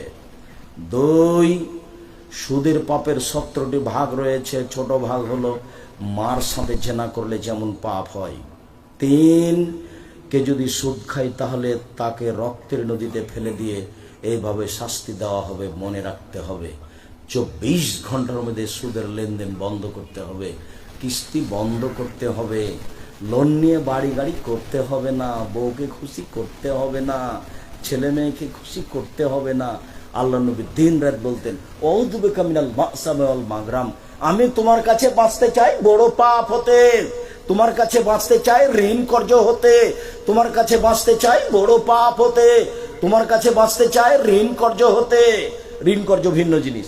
জানাজা রেডি, আল্লাহ রাসূল শুরু করবেন। এই ঋণ আছে নাকি? জি আছে, তাহলে গেলাম আমি, তোমরা জানাজা করো। যার ঋণ আছে তার জানাজা হবে না। হুজুর পড়িয়ে দিয়েছে না তো, হুজুর টাকা দিয়ে তারা রেখেছে, সেই জন্য। আপনি আমাকে বলেন তো দেখি, আমার জীবনে এমন কোনো দিন আসেনি, এই দীর্ঘ জীবনে আমি 90 সাল থেকে শিক্ষকতা করি। 88 আগস্টের 20 তারিখ রোজ বুধবার, পরিস্থিতি আমাকে কোনোদিন চাপ দিয়ে কোনো কথা করিয়ে বলতে পারিনি, সাহসী রাখে না, ওই হিসাবে আমি করি না। আল্লাহ আমাকে এমন ভালোভাবে রেখেছে, আপনার টাকা দিয়ে আমাকে চলতে হবে এরকম আমার কোনোদিন পার হয়নি। আমি আপনাকে টাকা দিতে প্রস্তুত ইনশাআল্লাহ, ওই হিসেবে আমি করি না। যার কারণে আমি কোনোদিন এই বিপদের মধ্যে আল্লাহ আমাকে ফেলেননি। আমি আমার জীবনে কোনোদিন অপ্রয়োজনীয় বাক্য বলি না, আমার জীবনে আমি কোনোদিন মাঝহাব নিয়ে কথা বলিনি, আমার জীবনে আমি কোনোদিন সরকার নিয়ে কথা বলিনি। আমি মানুষের সামনে দাঁড়ালে বসলে বিষয়ভিত্তিক কথা বলি, যা বলছি। সুদের পাপ মহাপাপ, সুদের পাপ মহাপাপ। সুদ মানে হলো টাকাকে নিজস্ব গতিতে না রাখা। টাকার নিজস্ব গতি কি? বিনিময়ে ব্যবহার হবে। 1 কেজি বেগুন নিয়েছি, বিনিময় কি দিব? টাকা। যদি টাকা নিয়ে টাকা দিয়ে যদি টাকা নিই তাহলে ওর উপরে জুলুম করা হলো। যদি টাকা দিয়ে টাকা নিই তাহলে টাকাকে নিজ গতিতে ব্যবহার হতে দেওয়া হলো না, ওর উপরে জুলুম হলো। এখন সমাজ নিঃস্ব হবেই। তখন আল্লাহ বলেছেন ওর টাকা কমে যাবে, আল্লাহর নবী বলেছেন ও নিঃস্ব হবে। হাদিস এবং কোরআনের সমন্বয়ে আব্দুর রাজ্জাক বিন ইউসুফ বলেছেন তাকে একদিন ভিক্ষা করে খেতে হবে, সে একদিন ভিক্ষুক হবেই। হয় সে ভিক্ষা করবে, না হয় তার ছেলে করবে, না হয় তার ছেলে করবে। সুদের টাকা থাকবে না। আল্লাহ বলেছেন কমে যাবে, নবী বলেছেন নিঃস্ব হবে। যেহেতু নিঃস্ব, কাজে দেশের সব টাকা 2-1 জনের কাছে চলে যাবে, বাকি লোক নিঃস্ব হয়ে যাবে। পৃথিবীর টাকা 2-1টা দেশে চলে যাবে, বাকি দেশগুলি দেউলিয়া হয়ে যাবে। এটা হলো সুদের ফলাফল। এই চলে, সুদের নিজস্ব গতি কি? ওকে বিনিময়ে ব্যবহার হতে হবে, একটা দিয়ে একটা নিতে হবে। যদি টাকা দিয়ে টাকা নেওয়া হয় তাহলে টাকার উপরে কি করা হবে? জুলুম করা হবে। তখন মানুষের টাকা কমে যাবে, আল্লাহ বলেন। তখন মানুষ নিঃস্ব হবে, আল্লাহর নবী বলেন। সমন্বয়ে বলা হয়েছে যে একদিন তাকে ভিক্ষা করে খেতে হবে, হয় সে করবে, না হয় তার ছেলে করবে, না হলে তার নাতি করবে। এই টাকা থাকবে না। সুদ মহাপাপ। সুদের যে ভাষা ব্যবহার করা হয়েছে অন্য কোনো পাপের সে ভাষা ব্যবহার করা হয়নি। মর্মে 24 ঘন্টার মধ্যে আপনার স্ত্রীকে কিস্তি বন্ধ করার জন্য অনুরোধ জানাচ্ছি, আপনাকে অনুরোধ জানাচ্ছি। শেষে বলেছি আপনি আপনার বাপের জমিদারি দিয়ে খান, সমস্যা নেই। বাপের জমি আছে শত শত বিঘা, পাপ নাই। আপনি দেন, লিজ দেন। লিজ বুঝেন? ভাড়া দেওয়া। কট রাখা না যায়, কট রাখা যাবে না, বন্ধক রাখা যাবে না। 20,000 টাকা দিয়ে নিয়ে একটা লোকের কাছে জমি রেখেছেন, 3 বছর পরে টাকাও ফেরত নেবেন, জমিও নেবেন, এটা চলবে না। লিজ জায়েজ, ভাড়া জায়েজ।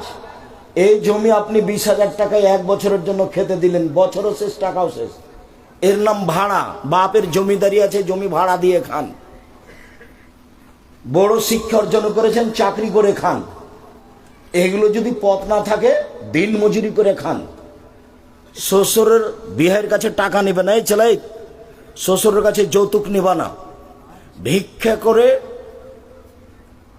টাকা দিয়ে, ভিক্ষা করা টাকা দিয়ে চাউল কিনে ভাত খেয়ে ইবাদত কবুল হবে। ভিক্ষা করা টাকা দিয়ে চাউল কিনে ভাত খেয়ে ইবাদত কবুল হবে। শ্বশুরের কাছে টাকা নিয়ে, যৌতুক নিয়ে, সেই টাকা দিয়ে চাউল কিনে ভাত খেয়ে ইবাদত কবুল হবে না। দেখি কোন মায়ের বেটা উল্টে ধরতে পারে। এই যে বললাম 26 বছর থেকে কলমে ফতোয়া লিখি, 6 বছর থেকে ফতোয়া বোর্ড নিজে পরিচালনা করি। 24 ঘন্টার মধ্যে শ্বশুরের কাছে যা কিছু নিয়েছে, খাটখাটলা, ফার্নিচার, টাকা পয়সা সব ফেরত দিতে হবে আগামীকাল সন্ধ্যা হতে হতে। তুমি বলছো যে আমার শ্বশুর আমাকে খুশিয়ে মোটরসাইকেল দিয়েছে, তুমি এই কথা মিথ্যে বলছো, তোমার শ্বশুর এই কথা মিথ্যে বলেছে। আচ্ছা, তোমার শ্বশুর মোটরসাইকেলটা ভিক্ষুককে দিতে পারে না? ভিক্ষুক তোমার শ্বশুরের সামনে যদি এখনই আসে, এসে ভিক্ষা চাই, তোমার শ্বশুর বলবে মাফ করো, মাফ করো, মাফ করো। খুশি তোমাকে মোটরসাইকেল দিয়েছে, শরম পাও না? একটু লজ্জা হয় না? বছর শেষে তুমি বলবা আব্বা আমি গরিব মানুষ, দিন মজুরি করে খাই, আপনি আমার শ্বশুর সম্মানী মানুষ, মেয়ে লালন পালন করে আমার হাতে দিয়েছেন, আমি কি উপকার করতে পারি, এই যে একটা লুঙ্গি দিলাম। বছর শেষে শ্বশুরকে উপহার দিও, এটা তোমার মানবতা। কেন তুমি বললে টাকা কর্জ নিলে অন্যের কাছে নিও? শ্বশুরের কাছে টাকা নিয়েছো কেন? বাপ বেটা ভিক্ষা করে খাবা। ভিক্ষা করে খাবা কেন? দিন মজুরি করে খাবা। আব্দুর রাজ্জাক সাহেব যেটা একবারে নিচে নামিয়ে দিয়েছে, সেটা মূলত কষ্ট দেওয়ার জন্য, সেটা মূলত মনে রাখার জন্য। ভিক্ষা করে খাবো কেন আব্দুর রাজ্জাক সাহেব? কাজ করে খাবো। আমিও বলছি কাজ করে খান, অত হিসাব কিতাব লাগবে না। সন্ধ্যা হলে 500 টাকা পাবো, চাউল কিনবো, 2 জন মিলে ছেলে মেয়ে খাবো, বাস শেষ। কাজ করে খান। যৌতুক হারাম। কা পুরুষ পিতে টাকা নিয়েছেন কেন? এই ছেলে তোমার বাপের মুখের দিকে দেখো, দেখো তোমার বাপের মুখ কালো হয়ে আছে। বাপটা ভিক্ষা করে খাও। যদি তোমাকে গ্রামে ভিক্ষা না দেয়, পাবনা ট্রেন স্টেশনে যাও, পাবনা বিমানবন্দরে যেতে যাও, তোমার ওই বাস টার্মিনালে যাও, ভিক্ষা করে খাও। মানুষের কাছে টাকা নিবে কেন? শ্বশুরের কাছে টাকা নিবে কেন? যৌতুক নেবে কেন? যৌতুক চিরদিনের জন্য হারাম। টাকা দিয়ে বিবাহ করতে হবে। আমি আব্দুর রাজ্জাক বিন ইউসুফ, আমার কাছে টুটা ফাটা যা বিদ্যা আছে, এমন কোনোদিন হাদিস পেশ করতে পারিনি যে হাদিস দিয়ে বোঝা যায় যে মেয়ের বাপের 10টা টাকা খরচ হবে, এরকম বোঝা যায় না। সব টাকা খরচ হবে ছেলের বাপের, অলিমা ছেলের বাপের, কাপড় চুপড় ছেলের বাপের, মোহর ছেলের বাপের, সব ছেলের বাপের সবকিছু। পাল্টা টাকা দিয়ে আসতে হবে মেয়ের বাপকে, মেয়েকে, তার নাম মোহর। ওখান থেকে কিছু পাওয়ার সুযোগ নাই। সব সামাজিক নীতি একবারই উল্টা। পাবনা জেলার বিবাহের এমন কোন নিয়ম নীতি নাই যেটা জায়েজ, সবটাই না জায়েজ। তার মধ্যে সারা দেশ জুড়ে যেটা না জায়েজ সেটা হলো কাজী সাহেবের খাতাতে সাক্ষীর জায়গাতে আছে 4 জন। এই ছেলে, 4 জন সাক্ষী লাগে কি প্রমাণ করতে? জেনা প্রমাণ করতে। ওই খাতা চলবে না, পক্ষে কোনো সাক্ষী লাগে না। বিবাহটা বৈধ হওয়ার জন্য 2 জন সাক্ষী, বাস, কোনো পক্ষ নেই। বিবাহটা বৈধ হওয়ার জন্য বাপ, বাস, উকিল বাপ চলবে না। উকিল বাপ চিরদিনের জন্য হারাম। এটা তো পাপ না, একটু সহজ আছে। বিবাহের দিন ওর জ্যাঠকে উকিল করেছে, ওর বড় ভাই লোকটার, ঠিক আছে, দাদা উকিল 5 মিনিটের জন্য। কিন্তু চট্টগ্রামে যারা উকিল বাপ হয়েছে সেদিন থেকে সেই হলো বাপ। ওই মেয়ের বাড়ি যাবে, ও সেদিন থেকে মেয়ে আবার বাপের বাড়ি আসবে। এবারে অবাক ধর্ম। আর যদি এটা রংপুর, দিনাজপুর, লালমিরহাট, নীলফামারী, কুড়িগ্রাম, পঞ্চগড়, ঠাকুরগাঁও হয় তাহলে আর অবাক লাগে দেখতে। মানে বিবাহের বৈঠকে ছেলেটা এভাবে বসে থাকবে, মুখের রুমাল দিয়ে কথা বলতে পারবে না। তা আমার শ্বশুর বাড়ি রংপুর গাইবান্ধা। আমি যখন বিবাহের বৈঠকে কথা বলেছি তখন আমার মামা শ্বশুর লাফ দিয়ে উঠেছে, বলছে বিবাহ তুলে দাও, বিবাহ উঠিয়ে দাও। আরে ছেলে কেন কথা বললে, বিবাহ রাখা যাবে না। আমার শাশুড়ি সবকিছু জানে, আমার শ্বশুর সব চুপচাপ থাকে।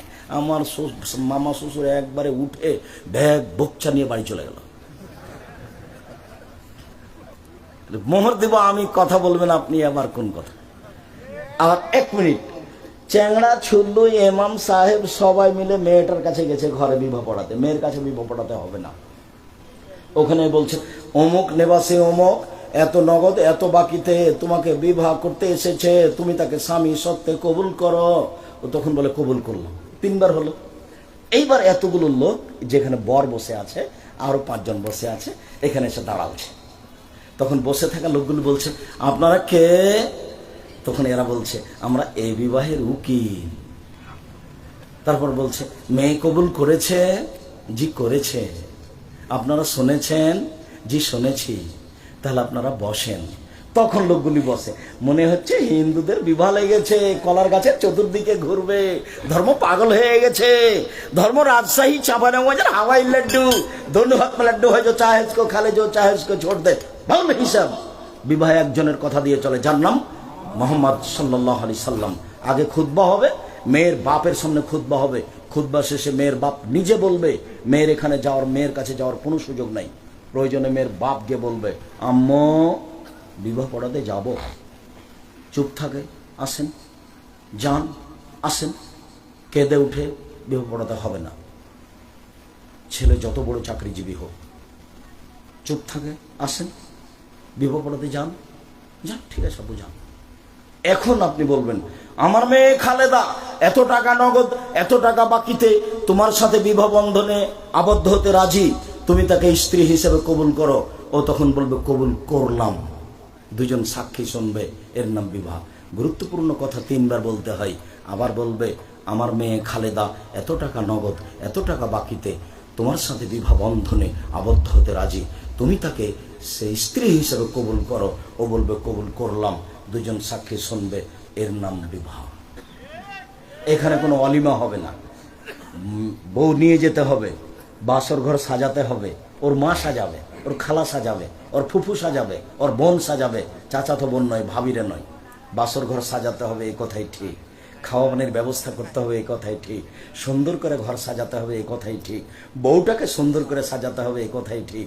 আয়েশা রাদিয়াল্লাহু আনহা বলছেন, আমাকে খুব সুন্দরী করে সাজানো হলো, আমি বুঝতে পারছিলাম না ব্যাপারটা কি, আমাকে এভাবে সাজানো হচ্ছে কেন। আমার মা আমাকে ডাকলো, আয়েশা। আমি দৌড়িয়ে আসলাম, আমার বান্ধবীদের সাথে আমি দোলনায় খেলাচ্ছিলাম, দৌড়িয়ে আসলাম। আমার মুখে হাতে কিছু বালু টালু লেগেছিল, ধুলাবালি, এটা আমার মা মুছে দিলেন। আনসারীদের মহিলাদের কাছে নিয়ে গেলেন, আমাকে সুন্দরী করে সাজালেন। তারপরে আমার মা সাথে নিয়ে যেয়ে সকাল 8টার দিকে আল্লাহ রাসূল যে ঘরে ছিলেন সেই ঘরে আমাকে রেখে চলে আসলেন। বিষয়টা আমি বুঝতে পারলাম না ব্যাপারটা কি, আমি তো কোনোদিন এরকম দেখিনি।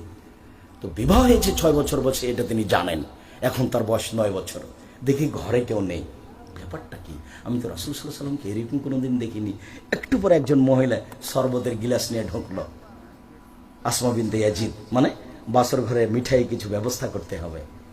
গিলাসটা রাসূলের হাতে দিল, তো রাসূল নিয়ে একটু পান করলেন, দিয়ে আমার হাতে দিচ্ছেন, তা আমি গিলাসটা নিতে লজ্জা পাচ্ছি। তখন আল্লাহ রাসূল বলছেন, আই না গিলাস না। তো আমি গিলাসটা নিলাম, আমি একটু পান করলাম, আবার আসমার হাতে দিলাম, আসমা একটু পান করলো, তারপর চলে গেল। তারপর আমাদের সাংসারিক জীবন শুরু হলো। মাথায় হাত দিয়ে দোয়া পড়তে হবে, স্ত্রীর মাথায় হাত দিয়ে দোয়া পড়তে হবে, সাংসারিক জীবনে যেতে হবে। বিসমিল্লাহি আল্লাহুম্মা জান্নিবনা শায়তান ওয়া জান্নিবি শায়তান মা রাযাকতানা। হে আল্লাহ, তোমার নামে আমরা সাংসারিক জীবনে যাচ্ছি, আমাদের উভয়ের মিলনে যদি কোনো সন্তান হয় আমাকে রক্ষা করো, আমার স্ত্রীকে রক্ষা করো, সন্তানকে রক্ষা করো। এই বলে আপনি সাংসারিক জীবনে যাবেন, তখন আর সন্তানের কোনো ক্ষতি হবে না। সম্মানিত দিনী ভাই বোন, যেদিন আদর্শ পরিবার নিয়ে আলোচনা হবে সেদিন এ বিষয়ে আলোচনা হবে। আপাতত আজকের মতো কথা এখানে শেষ করছি। এই ছেলে, 2-3টা কথা। তার প্রথম কথা হলেই আপনার ভালোবাসাকে আমি স্বাগতম জানাই, জাযাকুমুল্লাহ খাইর। দূর দূরান্ত থেকে এসেছেন, দীর্ঘ সময় ধরে একবারে চুপচাপ কথা শুনলেন, আমি আপনাদের শুকরিয়া আদায় করি, জাযাকুমুল্লাহ খাইর।